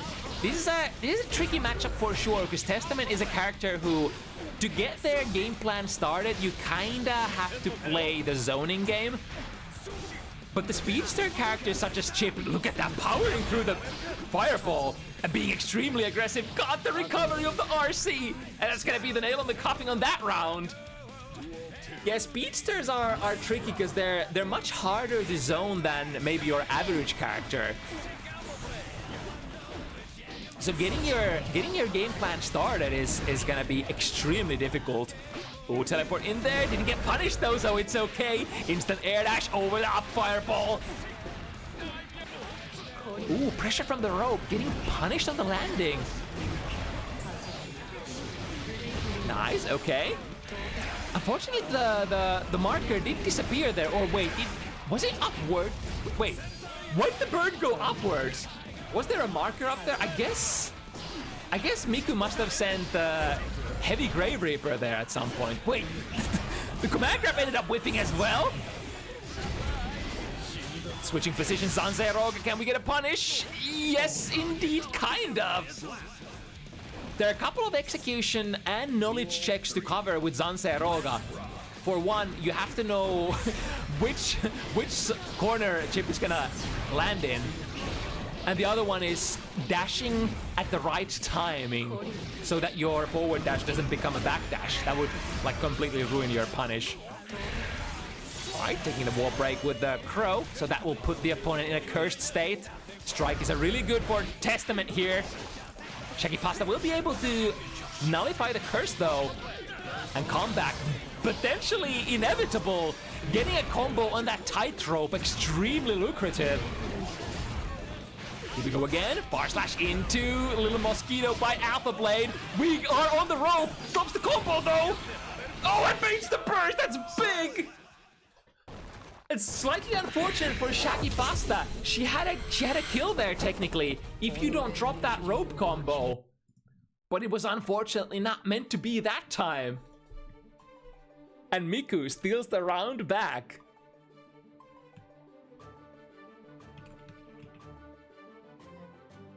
Next one is gonna be Faust.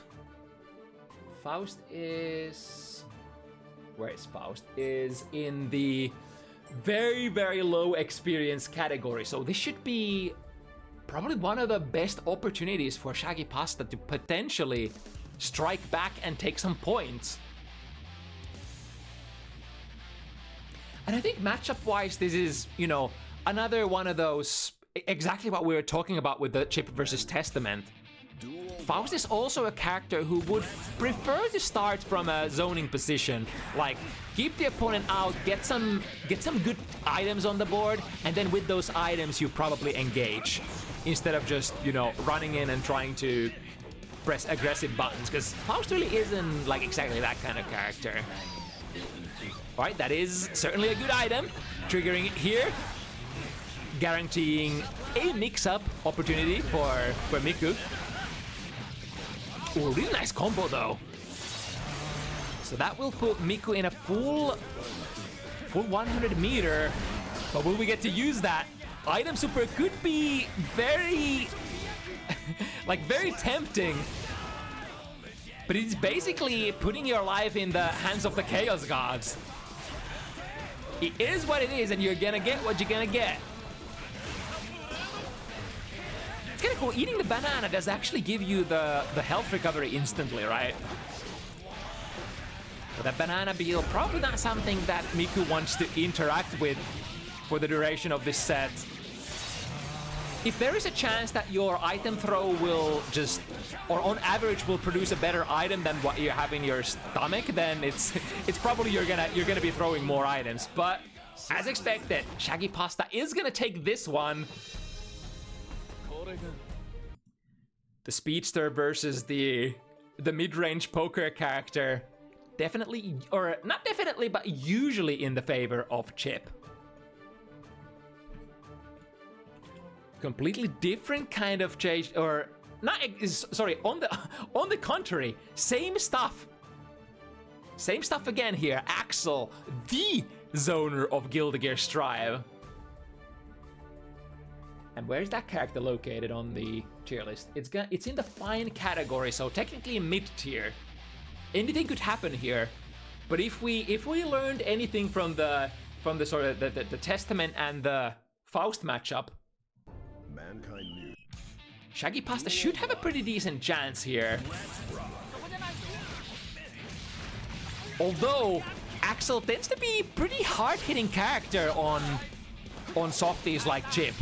Like, Axel isn't exactly known for his damage, but if you get anti-airs and if your target is especially soft, then you're potentially looking like a 2-touch, 3-touch situation, even with Axel. I guess realistically like a 3-touch.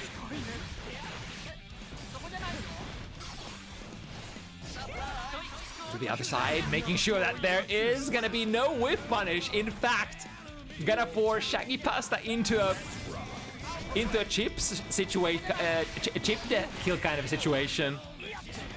In the corner you go. And of course, even if we are zoning characters, every character in Guilty Gear Strive loves to pressure. So does Axel if given the chance. I have to somehow weather the storm here. Burst is what we're gonna initially use to get out of there. But Shaggypasta not ready to give up the position. In fact, could this be a kill? Tried to combo into the Sansei Roga. Missing the combo. Luckily she had the 50 meter to save herself. But now, where does the last piece come from? Oh, the command grab, and it has the time stop super. But you do have to land a sufficient amount of strikes during that in order to KO the opponent coming out of it. That's unfortunate. That was basically a kill opportunity. I wonder if Miku has just not been in that situation very many times, so might have been like, all right, what do I press here? Often enough you see the Axel players going for just maximum amount of Axel bombers, because that tends to be the single most hardest hitting strike in your repertoire, if I recall correctly. Ooh, that might have been a misinput, but was a favorable outcome nonetheless. Zanzeroga will put Miku in the corner, but in a hard knockdown kind of a situation. 100 meter for Miku. What are we gonna use it for? Times up super, uses it too early, and the opponent was still recovering out of that knockdown. No worries though. I guess the Axel pick ended up being slightly different than the couple of other ones. Axel is... You could argue that Axel is the dedicated zoner of Guilty Gear Strive. And you could also argue that Axel is like very... whatchamacallit. If you've played Street Fighter, a very Street Fighter kind of a character. Because you have fireballs, or rather fireball functions that are just not really challengeable. And then the opponent's only play is to eventually try to jump at you.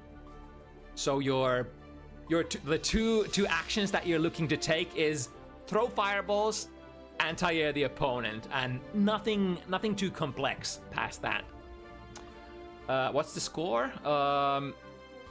That's a good question. We could check it in the room, actually. Room rankings. So Miku has 4 and Pasta has 2. So 4-2 at the moment means I have actually miscounted at some point. So Miku is actually 2 games up.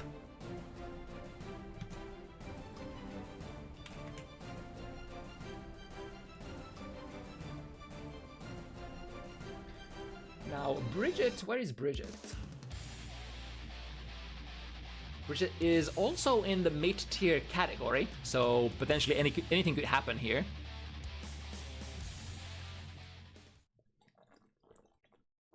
Mankind new.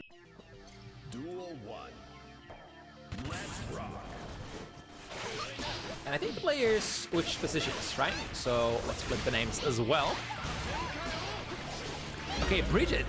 Bridget is one of those characters who does need her set play to be super efficient. So question is, so far it does look like Miku does have the set play on point, because that pressure was flowing really well. Hard knockdown as well at the end, and I believe Bridget does have a safe jump on 9-framers as well, so can safely engage on chip there. 100 meter, drifting forward, looking for potentially a response from Shaggypasta. The drop of the Zanzeroga again. We do have the meter to save ourselves.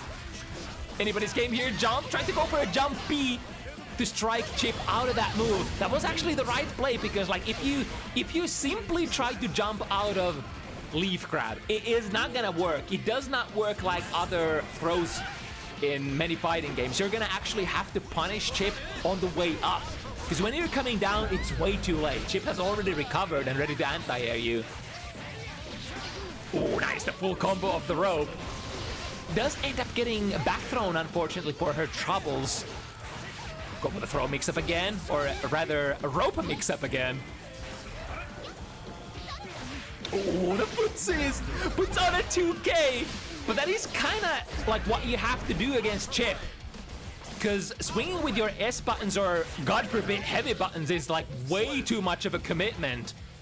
Many characters tend to prefer playing with buttons like 5K, buttons like 2K, and, you know, nice first aid here. And gets a full combo as well. Yo, this Bridget is actually looking good. Nice block on the Alpha Blade as well. That's usually gonna have to be a super fast flick on your guard as you recognize that that's actually coming out. Ooh. Alpha Blade right next to Miku, waiting for... There is no burst currently on Shaggypasta. Exactly, nice air throw into, looking for one more hit, close line. That should seal the deal if we don't drop. And based on all of the rounds that we played so far, it was going so well that we have no reason to assume that Miku would drop the combo there. That's probably the most convincing looking like mid-tier character from Miku so far. Next one is gonna be Sin. And Sin is located at the kind of at the lower end of the power tiers. Certainly has some fundamentals, but you know, not as much as you'd usually like to have when going into a set or like going into a match in this random select match.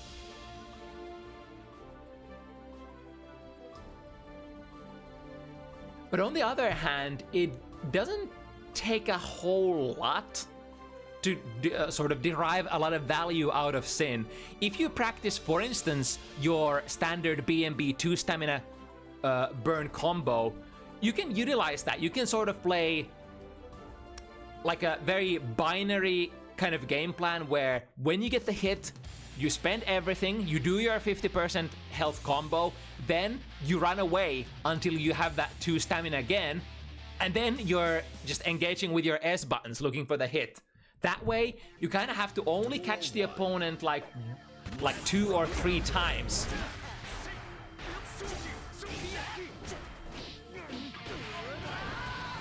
And often, if you have like simple game plans like this, it's very favorable in a random select challenge like this, where like it is not feasible to play all of these characters at a very high level.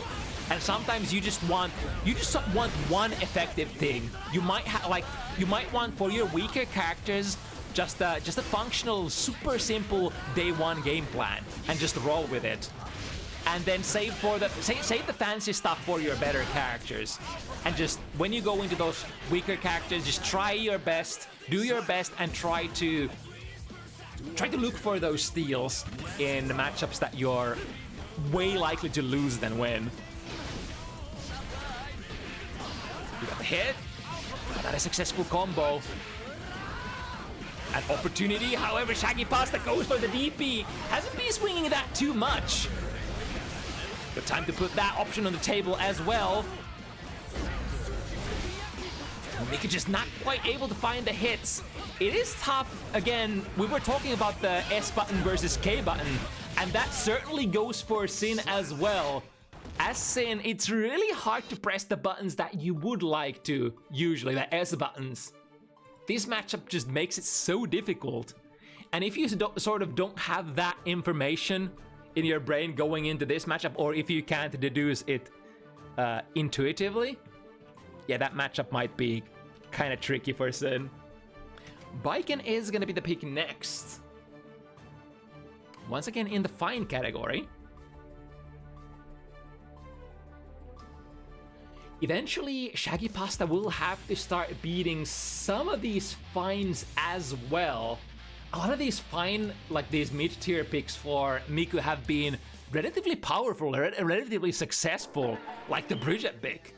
Duel 1. Now, this time it's gonna be Bike, and another very set play heavy character. To go for a red parry, that's another really tricky thing. Like, if you wanna like on a layer 1, you might be like, okay, I'm just gonna high roll it and like parry out of every single situation. It is actually not that easy, because you're gonna have to know like where the gaps are first of all if you don't want to get the red parry. And if you do want to get the red parry, then you like better be super double sure that you know what you're doing, because you're putting yourself in a counter hit state every time you miss that. Ooh, clean air throw. Into Yosan will be able to be anti-aired. Miku trying a lot of high risk, high reward kind of stuff here, while Shaggypasta has been kind of just vibing and trying to not take too many risks. I mean, if the opponent's like sort of defending strategy is to try to use that parry as much as possible, I guess you can just roll your layer 1 pretty safely. All right, the throw in the corner. What do we got here? Air dash into a cross up. Immediate burst from Pasta. She thinks that we can get the kill here. Close slash into a successful combo. Miku does have a lot of meter. Gun is potentially available. Goes under. Do we have the combo? Do we have the finishing touch? No! YRC into plus frames. Tries to go for a throw. The close slash works as a makeshift anti-air. And we do have the finishing touch as well. So this was super important game for Shaggypasta in order to try to close the gap between Miku and her. We are slowly inching towards that 7 wins mark. Another theoretically powerful pick here, but what does the power tier chart say about Ramlethal? It says, almost like a main, sub-main category. So this is the first time that we actually get one of these upper tier characters for Miku. So logic would dictate, because like we've had so much success with the mid-tier characters. If this in fact is one of Miku's stronger characters, then we should probably expect this to be very, very advantageous for Miku.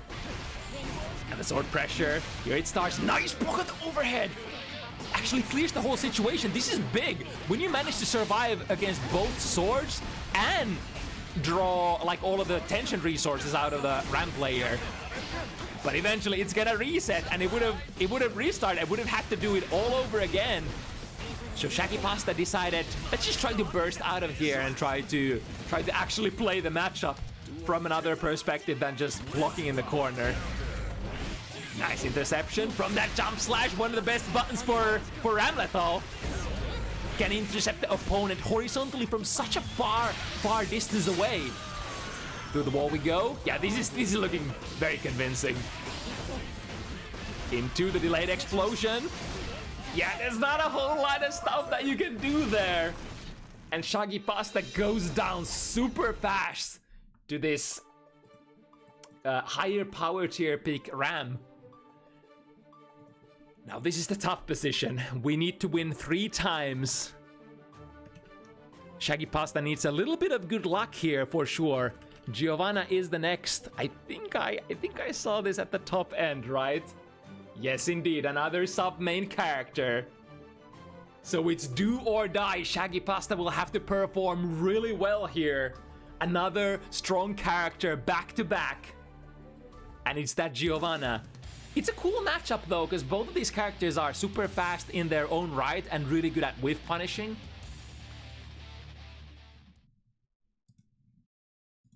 So I'm not like 100% sure how this matchup usually goes, but movement is gonna be the key for fixing this one. Our first knockdown goes for Shaggypasta. And enable another rope.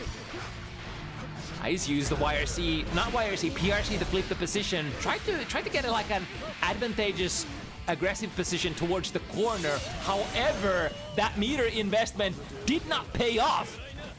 And in fact, now Miku is completely, fully loaded. Even if you don't... Ah, the tap dust. Oh, we think we can still steal it? Okay. Ooh, just a far slash as a makeshift anti-air? It is really active, that's for sure. And a 2P jab against the command grab. Nice scent here. Probably that doggy on Miku's back was like, yeah, do it. Jab right now. Get through the wall. This will be most of Shaggy's life. And her lifeline on the life as well. Good block on the overhead. Is that minus enough to get punished? I think usually, right? So 100 meter, or sorry, 75 meter Miku on Geo. On the defense. How are we gonna get out of this one? Shaggypasta does. Oh, look at that, the 2D! Luckily, no big conversion, but we go into a position where the backdash BRC overhead is available. And Miku was looking for those high peaks for the whole duration of the set. Finally, when it matters the most, the two last games, gets two super good characters back to back and is able to build, or rather take the decisive spurt at the very end. Very nice. Right, 2 more left to go. That's actually, we're pretty decently on schedule, because 1 more hour till, or rather, technically the top 8 Strive Evo is gonna start right now. But if we can get these 2 matchups out of the way super fast, like, you know, maybe we get to watch some Evo as well. Let's check if. Oh yeah, there was some hiccups with, or there was some considerations where Gusto actually couldn't play. So let's try to figure out if.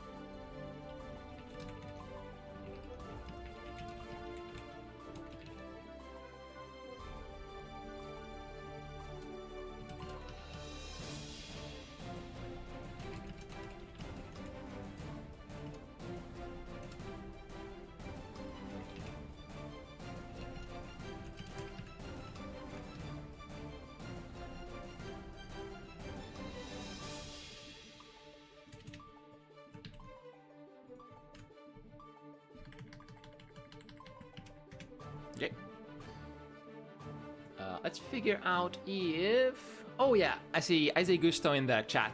So implying, or rather, conveying that we are indeed still ready to go. So another Asuka matchup here, and it's also wait, it's Milk's first time, right? Let me actually make sure. Yeah, I'm pretty sure it's Milkteanism's first time on Bounty Hunters. Sometimes I embarrass myself and I'm like, yeah, this is X player's debut match, but then they've already played like once or twice before, and I'm like, god damn it, QK. Nice memory you got there.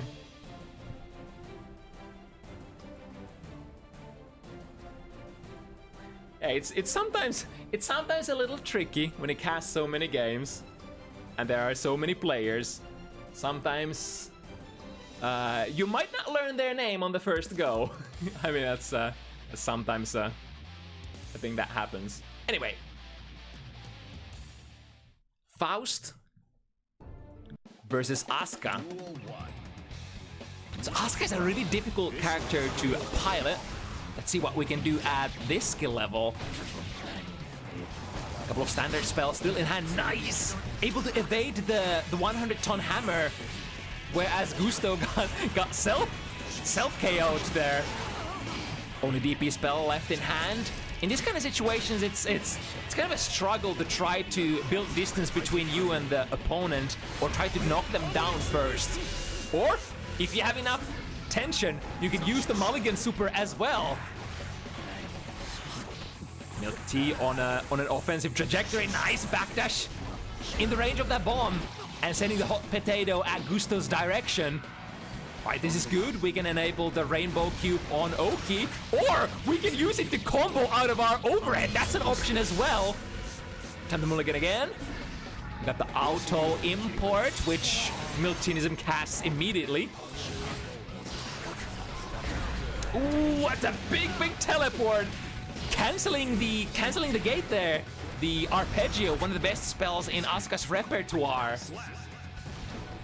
Yeah, the sort of challenge with what's the spell called? I said it just a second ago. Arpeggio. The challenge with Arpeggio is that it's very slow to activate, and if you get tagged very early into the activation, then all of your cubes are just gonna disappear without doing anything. So you usually need either a knockdown or cover of other spells in order to cast it. Ooh, run under, that was great! Close that starter as well. This is big damage.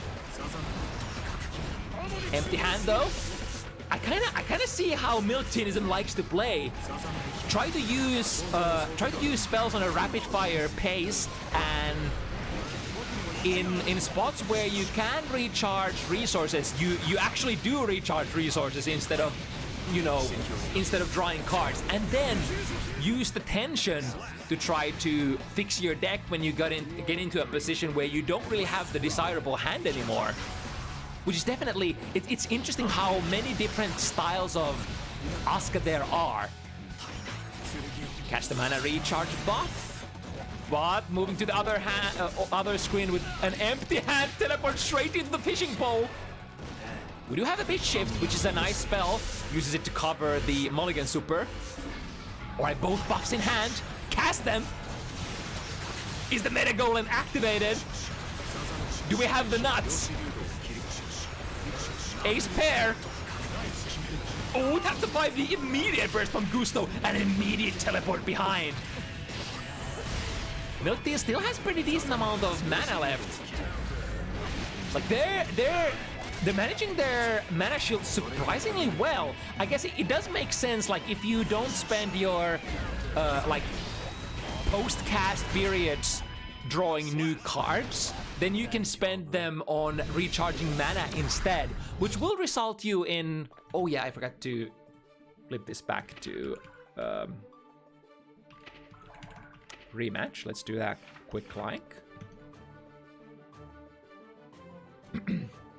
I think the first game went to Milkteanism, right? So yeah, what I was saying, if you spend, like, if you skip some of your like redraws and spend them on mana recharge instead, then of course on a long term you're probably gonna maintain much higher average mana than maybe some other Asuka players who choose to do other things.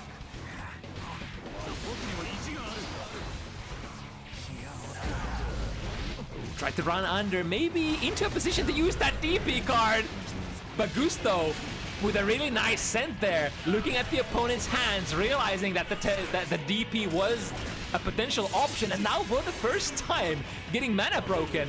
Is so much damage, even on a Faust. We can charge here.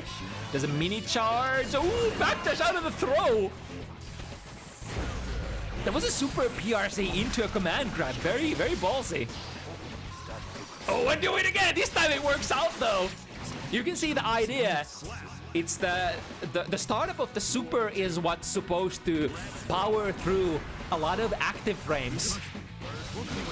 You know, safe jumps and especially close slashes are some of the sort of perfect targets to power through with that. Oh, the hammer bounces so many times. Allegedly one of the best items that Faust has in his repertoire. Closing in the corner, tap him with the 6 heavy. The overhead without casting any spells. A little tricky hand here. Still chooses to engage. 50 meter that went into that deflect shield is gonna be gone for a long time. Or rather, is gonna leave its mark no matter what happens here. Unless Gusto manages to somehow steal this round. Careful with the bomb. Oh, does it go? Okay! I was about to say that it's gonna cross. That was such a great play for a Milkteanism to run over and make the jump 2K cross straight into the bomb explosion. Oh my goodness. Couple of bit shifts in hand, spending those early on. The cool thing about, or like the sort of the gimmick with the bit shift is that they always spawn at low level, and the higher level they get, the more cubes they're gonna spawn, and of course the better they are. Triggering a little guy. Ooh, both players mutually assured destruction. That's gonna be a punish unless an RC is involved. Gusto does indeed spend the RC. Counter hit jump slash. We can open the arpeggio. Oh, baits the burst. This is gonna be big. We're talking about the Zero Guts character, so Faust takes a lot of damage at the end of the round as well. Basically, always takes full damage. So characters like Faust are really susceptible to being like 2-tapped or 3-tapped. Ooh, nice jump K. Slightly more riskier option at round start, but if you have a hand that sort of incentivizes your opponent to do particular things, then you can use that to your advantage. Oh my god, I'm getting hiccups.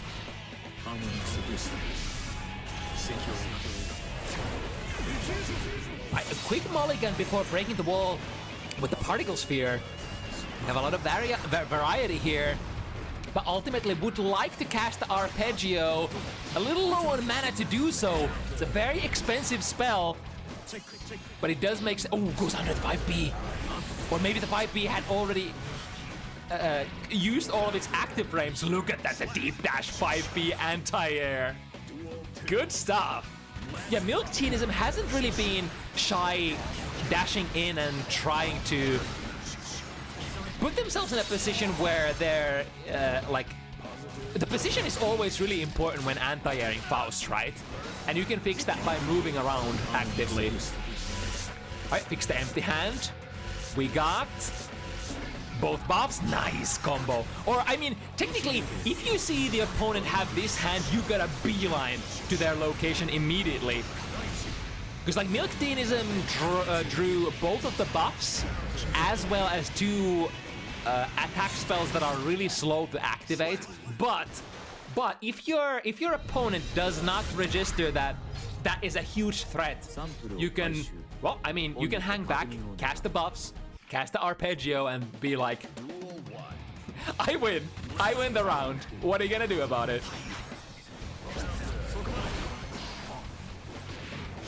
As anti-air once again, both players really have the anti-airs on both on point in this set. The Terrametron reaches so far away. It tends to be casted from the air a lot of the time, but it can be casted on the ground as well. And I believe if casted on the ground, it is a low as well. Whereas the meteor spell is always an overhead.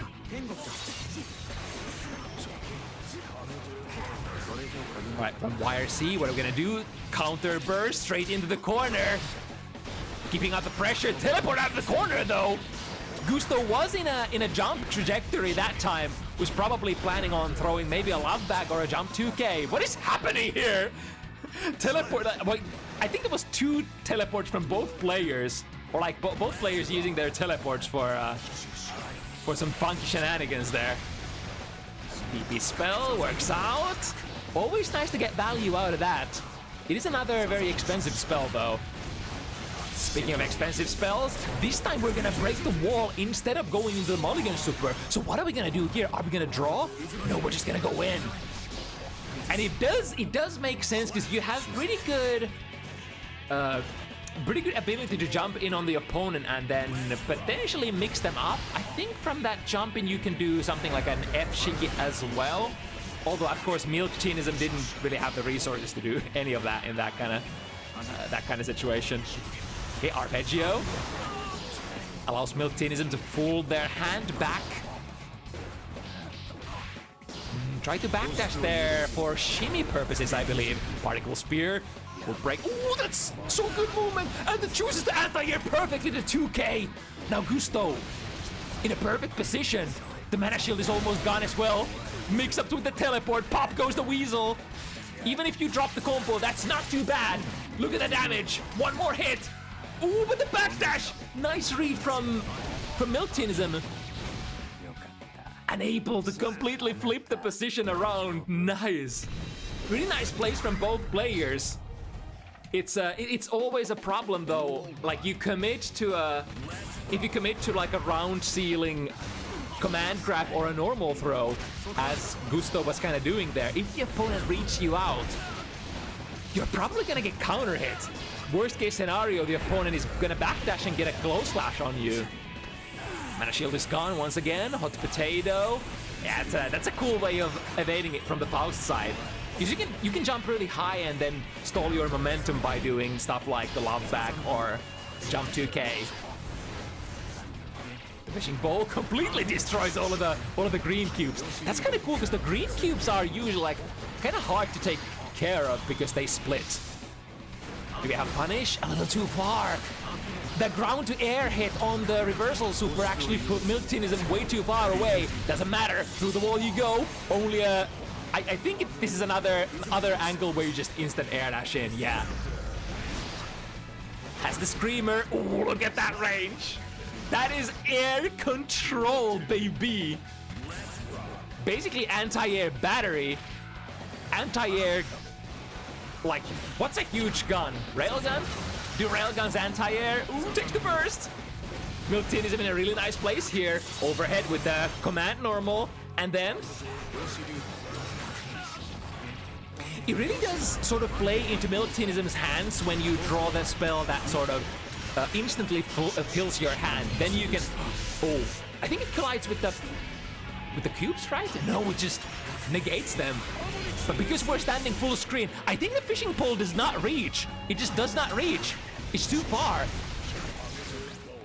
And that basically allowed... That bought Milkteanism way too much time to find the dream spells, the dream hand, the nuts, if you will.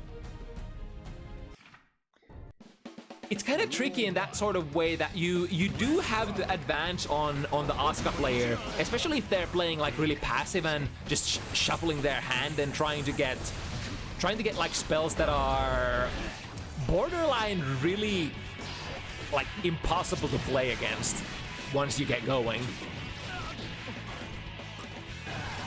But you know, it requires a lot of knowledge. It kind of requires as like almost equal amount of knowledge as what the Asuka players will have to go through in a way. Like you have to know what all the spells do, what the combinations of spells do, when is good time to cast, when is not good time to cast, stuff like that. Is it gonna be enough? OTG? Not quite. The hammer though holding the Asuka player in stasis there. There is no pressing buttons, or I mean you could, but you're gonna get bonked on the dome for that. Fishing pole works out. There we go. This time we got the timing perfectly, I think. I think Gusto has dropped a couple of those fishing pole follow-ups so far, but okay. Did we mean to do that? Did they mean to do that, or was that just a happy little accident? No one knows. But an overhead spell in hand, pressing far slash. Could send it. Could still send it. We are in a decent position. Does send it, but from too high up. Faust 6 speed, too low profile. Oh, I think the particle spear wins here, right? Yeah, it's so fast. One of the fastest supers in the game, in fact. Starting with the 5K, usually a really nice starter for Faust, but usually wants to do it from a slightly better angle. Well, players swinging their 6P as a miss. Lots of utility in hand. I think Gusto kind of realized that and pushes forward. This is exactly the kind of thing that you need against Asuka. When you realize that the hand is braked, you gotta go in. You gotta go in really hard. Let's see, YRC. Can we get rid of the explosion? No, as a combo breaker. However, it's not the worst kind of position for a Milkteanism. Getting exploded towards the mid screen. Teleport finds a close slash hit. Big combo goes for a hard bait on the burst. Milkteanism does have to worry about the burst soon. There it is. Gets two. They were able to get 2 baits worth of value, yet in the end it was not enough if you can't procure an offensive position. then it's all for naught. It's a very offensive-oriented game in the end, Kill the Gear, and you can't stay blocking forever for sure.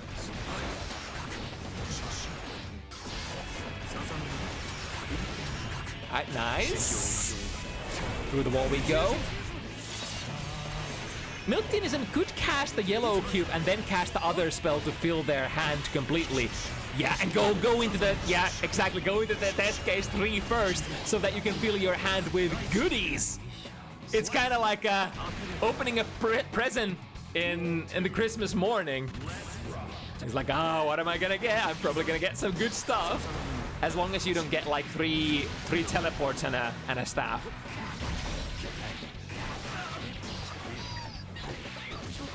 Right, meeting with the food. Ooh, the cross up. Is the little guy gonna activate? Yes, indeed. So we're just gonna hold it. There was so much junk. Not only the little guy, but also the hammer. A little late to combo into the explosion. That's meteors. Big value, negating the whole meteors by locking the opponent into animation with a throw. Oh, but a guard crush situation is so tough. I'm not sure if you can actually teleport behind the opponent in that situation when their back is completely against the corner. Tapping them with the overhead spell. Draw a couple of spells as well, or basically a full hand before breaking the wall. Milkteanism in such a good position here. The hand is a little clunky though. Both of those rainbow cubes are really slow to cast. That's why we cast the particle sphere instead. From a 2D.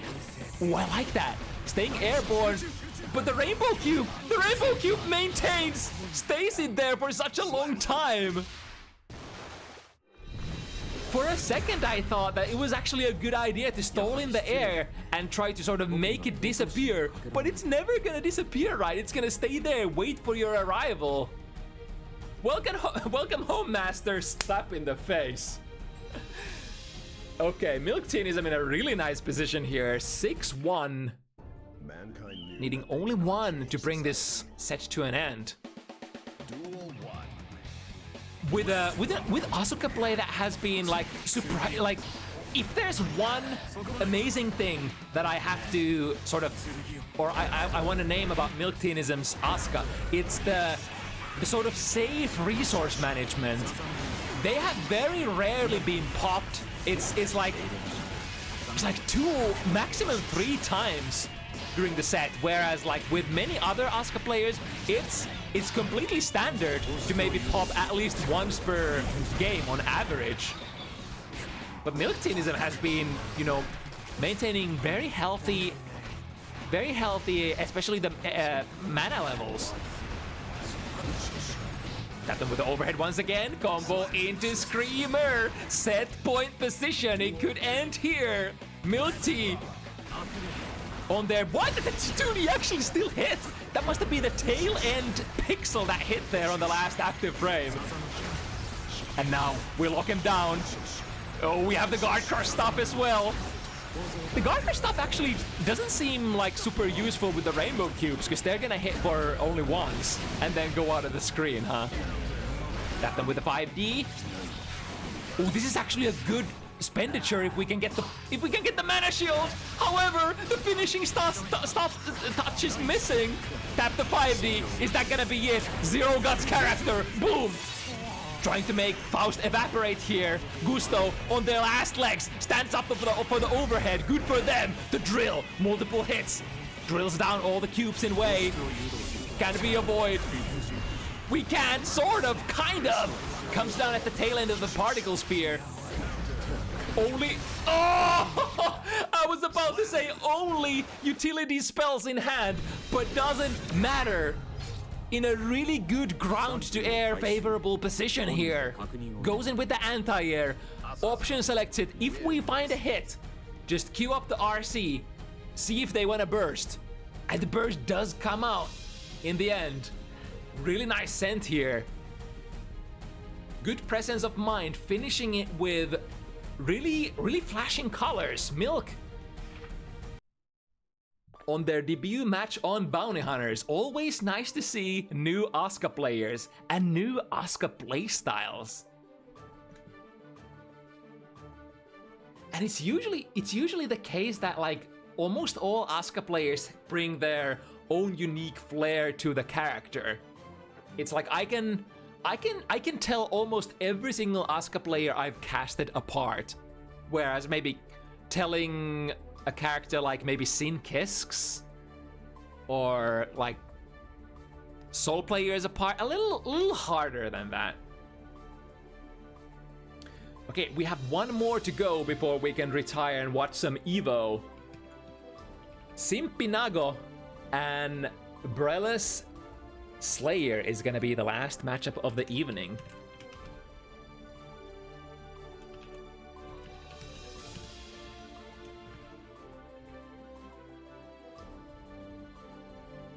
The lore matchup, the vampires, perhaps the master versus the whatchamacallit, the prodigy.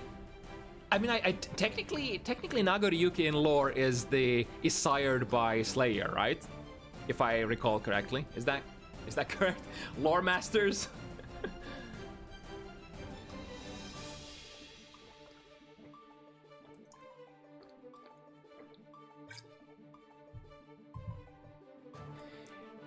But despite both being vampire characters, the characters work surprisingly differently. Even though there are similarities in their movement styles, I think the biggest differentiating factor is like the functionality of your normals. Slayer is built to brawl. Slayer is built to smack you in the face and look for a counter hit from that close distance, where Nagoriyuki is a little bit more flexible. And in fact, Nago can play a lot of different roles. You can be rushdown, you can be strike throw, but you can also transition to that zoning kind of gameplay if you get high on blood, right? And since both characters can kind of perform buttons from their teleport dashes, their vampire dashes. But the fact that Nagoriyuki can pull out like really far range buttons and even like very like impossible to challenge kind of buttons like the Nagoriyuki DP, that puts like a completely different flair to like how the dynamics of these characters work. Whereas Nago kind of wants to sort of commit and engage. I mean, Slayer is committing with a lot of his options as well, but Slayer is more like, Slayer is trying to send RPS options at your way and hoping that they sort of, some of them stick. Whereas Nagoriyuki is like, yeah, he does present you with a lot of RPS options as well, but like they usually do stick. It's like you have to respect a lot of the RPS options of Nagoriyuki because of how like tied to his unique resource they are. You only have so much blood to spend, but when you do, oh boy, when you do, those options are gonna be so good.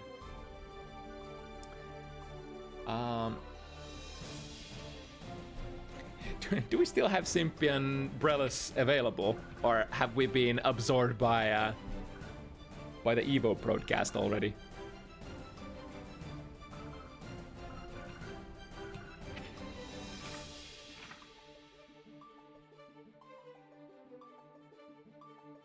I mean, it's okay. We can keep talking shit about the character matchup until we have some sort of sign from the gentleman.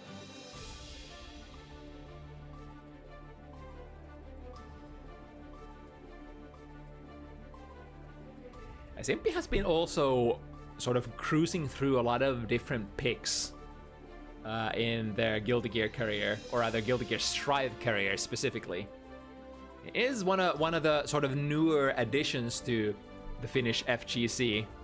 there are actually a lot of like players who have started Guilty Gear Strive like rather recently. Players who have been on the grind as well, such as like Simpy, Famg. I mean, I guess Hoplan in a way. Like it's completely wrong to like talk about Hoplan in that sort of way, because he's at the top of the competition already because of like how much he's been grinding. These other guys as well, it's like there's no way that you're not gonna learn the fighting game that you put a lot of time in. You're steadily going to improve, but of course, if it is your first fighting game, and especially if it is your first competitive game, like if you, let's say, I would usually say that the sort of the most difficult factor is that if you haven't learned how to learn yet, if you haven't figured out what the methodology is to get good at a competitive game at a really fast pace, then your progress is going to be a little slow, like sort of a little slow. You're going to have to learn things the hard way. But if you have sort of the methodology, if you have the work ethic, the means to make you a strong player in a short amount of time, short amount being like maybe half a year, 9 months, year. Like getting good at fighting games in a year is crazy achievement. And some of these players have actually achieved it.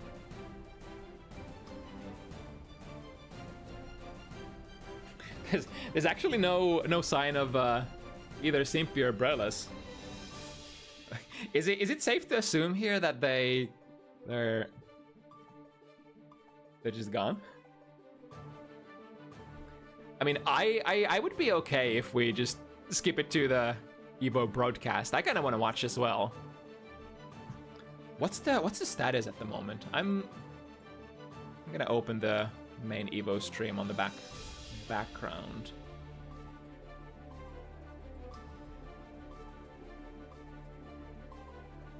There are some good ass games going. Probably haven't missed too many games so far. I mean,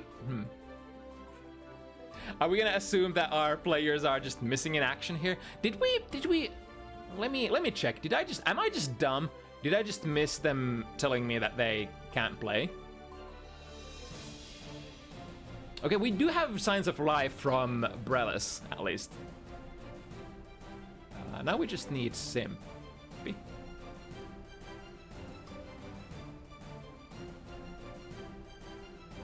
But the bad news sort of here is that you do need 2 characters. You do need 2 players to play competitive fighting games, so we do need Simpy still at one point or another.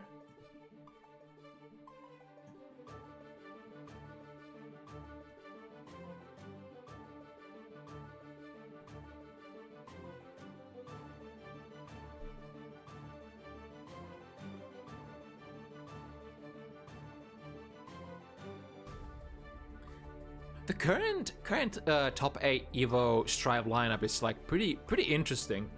We have a lot of different regions, we have a lot of different characters, and a lot of like previous champions as well. Like we have like around four players who have won like some sort of huge major like past couple of months. You're like Daru is the Evo Japan winner. We have, can I remember far enough away? I can't remember the merits, but like a lot of the players, like at least 4 of the players, if I recall correctly, in the top 8 have won some sort of like a huge major recently. So it's sort of like a clash of titans in a way, to see who's gonna come out on top in the end.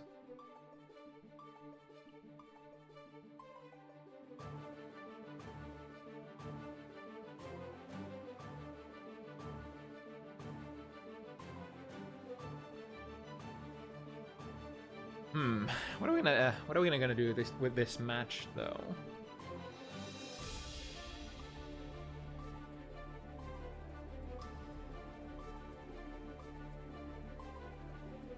I'm gonna try to make sure that I haven't like missed a message from Simpy or something saying that, yeah, count me out. Yeah, I can't really find anything. Maybe I'm just blind. That's always an option.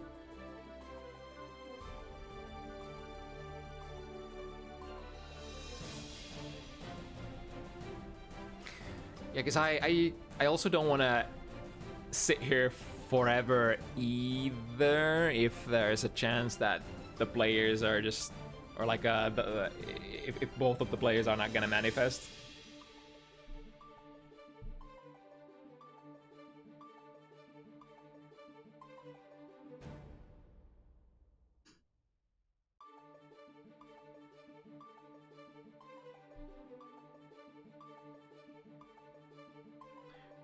How long has it been? It's been like around 10 minutes. Is it? It's always, who's gonna decide? It's gonna be me, the TO of the show. I guess we'll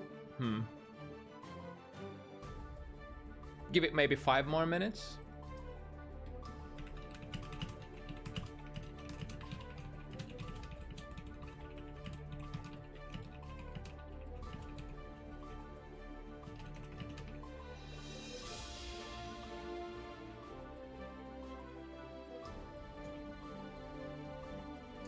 Yeah, let's do that. Let's start the clock, and the time limit is 5 minutes. If it's not meant to be, then okay, we'll just go watch some Evo. What's the match at the moment? Oh, Satsuma versus Berix. That's a cool one. Africa versus Japan.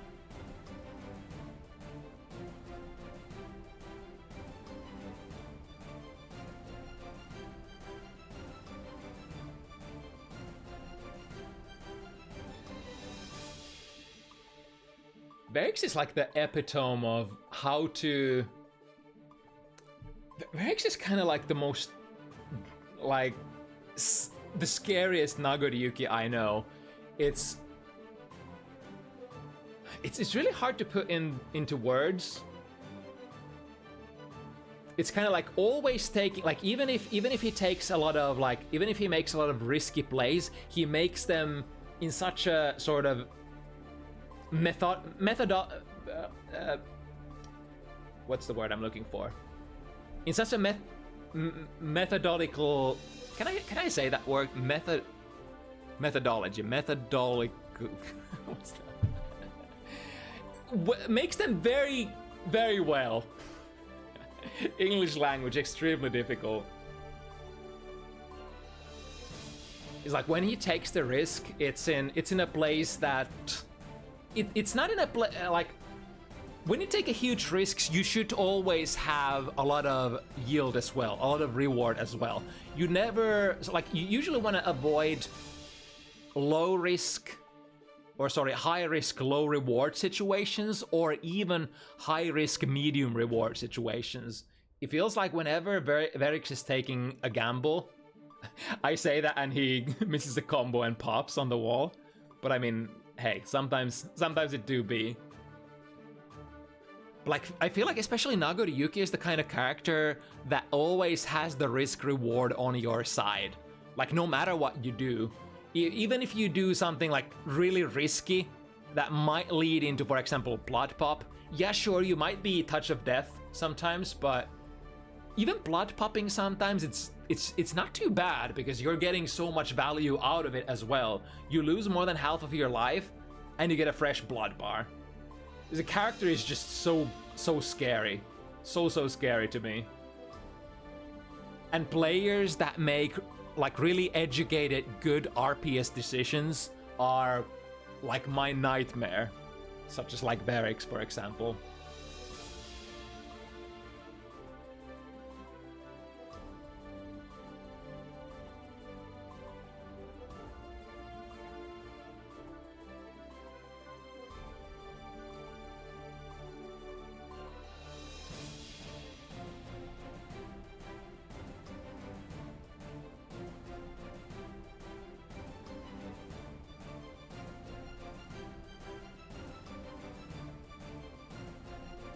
But at the same time, it's like you also can't avoid that you can't avoid that kind of risk taking as Nagoriyuki.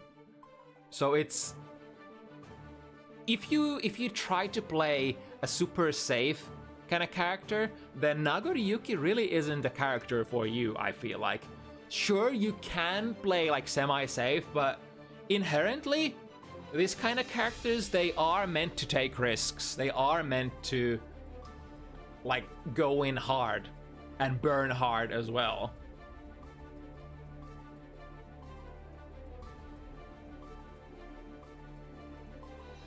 And I feel like a lot of players who like are too scared of taking risks, they end up just not drawing enough value out of the character.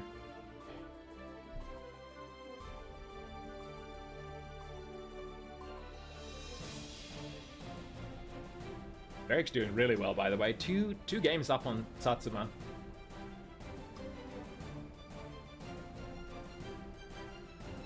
I wonder, like, if I could have the amount of knowledge about Guilty Gear Strive that I have now, that when I played like Soul back in the day, I wish I could, I wish future me could like just bring me a lot of the knowledge. Because I had a lot of, like, I feel like a lot of my difficulties with the Soul versus Nago matchup back in the day was that I didn't completely understand like how Nagoriyuki works. And I don't necessarily mean like how his mechanics work, but how the heart of the character is. And that took me maybe like 2 years to understand, to sort of fully grasp that this is the spirit of the character. This is how it tends to work. What time is it? Has it been 5 minutes already? I think it has. Yeah, I think we're just gonna have to call it here.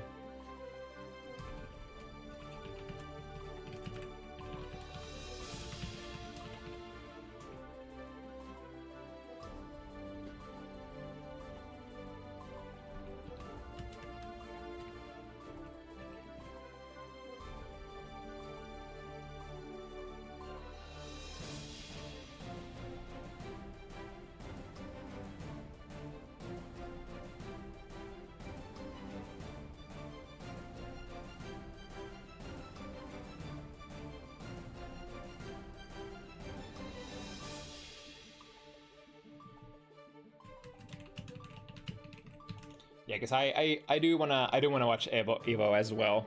It's a huge thing for me, and it's already like a semi-massive sacrifice to like lose around an hour or half an hour, 45 minutes for the finals.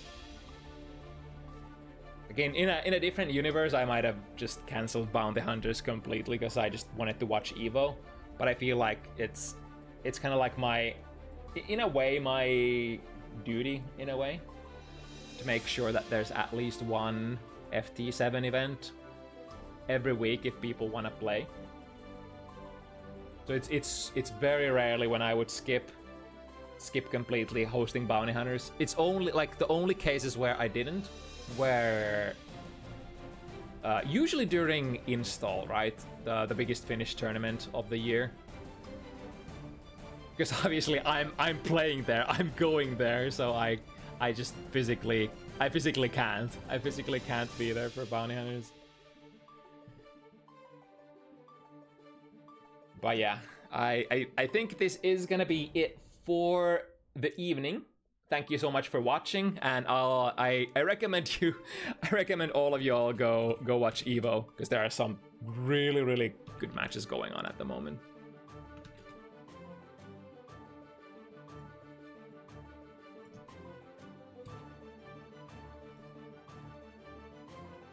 Yeah, if you want to play next week, same stuff. You know the deal. Join the Discord. Fill up the sign-up forms. I'm gonna post them in a couple of minutes after we go offline. And yeah, we'll try to match you up with an opponent of your respective skill level, as well as somebody you have a good connection too. And we'll have these FT7 show matches every week, every Sunday, 5 p.m. CEST. For now, thank you so much for watching. See you again next Sunday. Go watch Evo. Let's watch it together. All right, I'll see you next week. Bye-bye.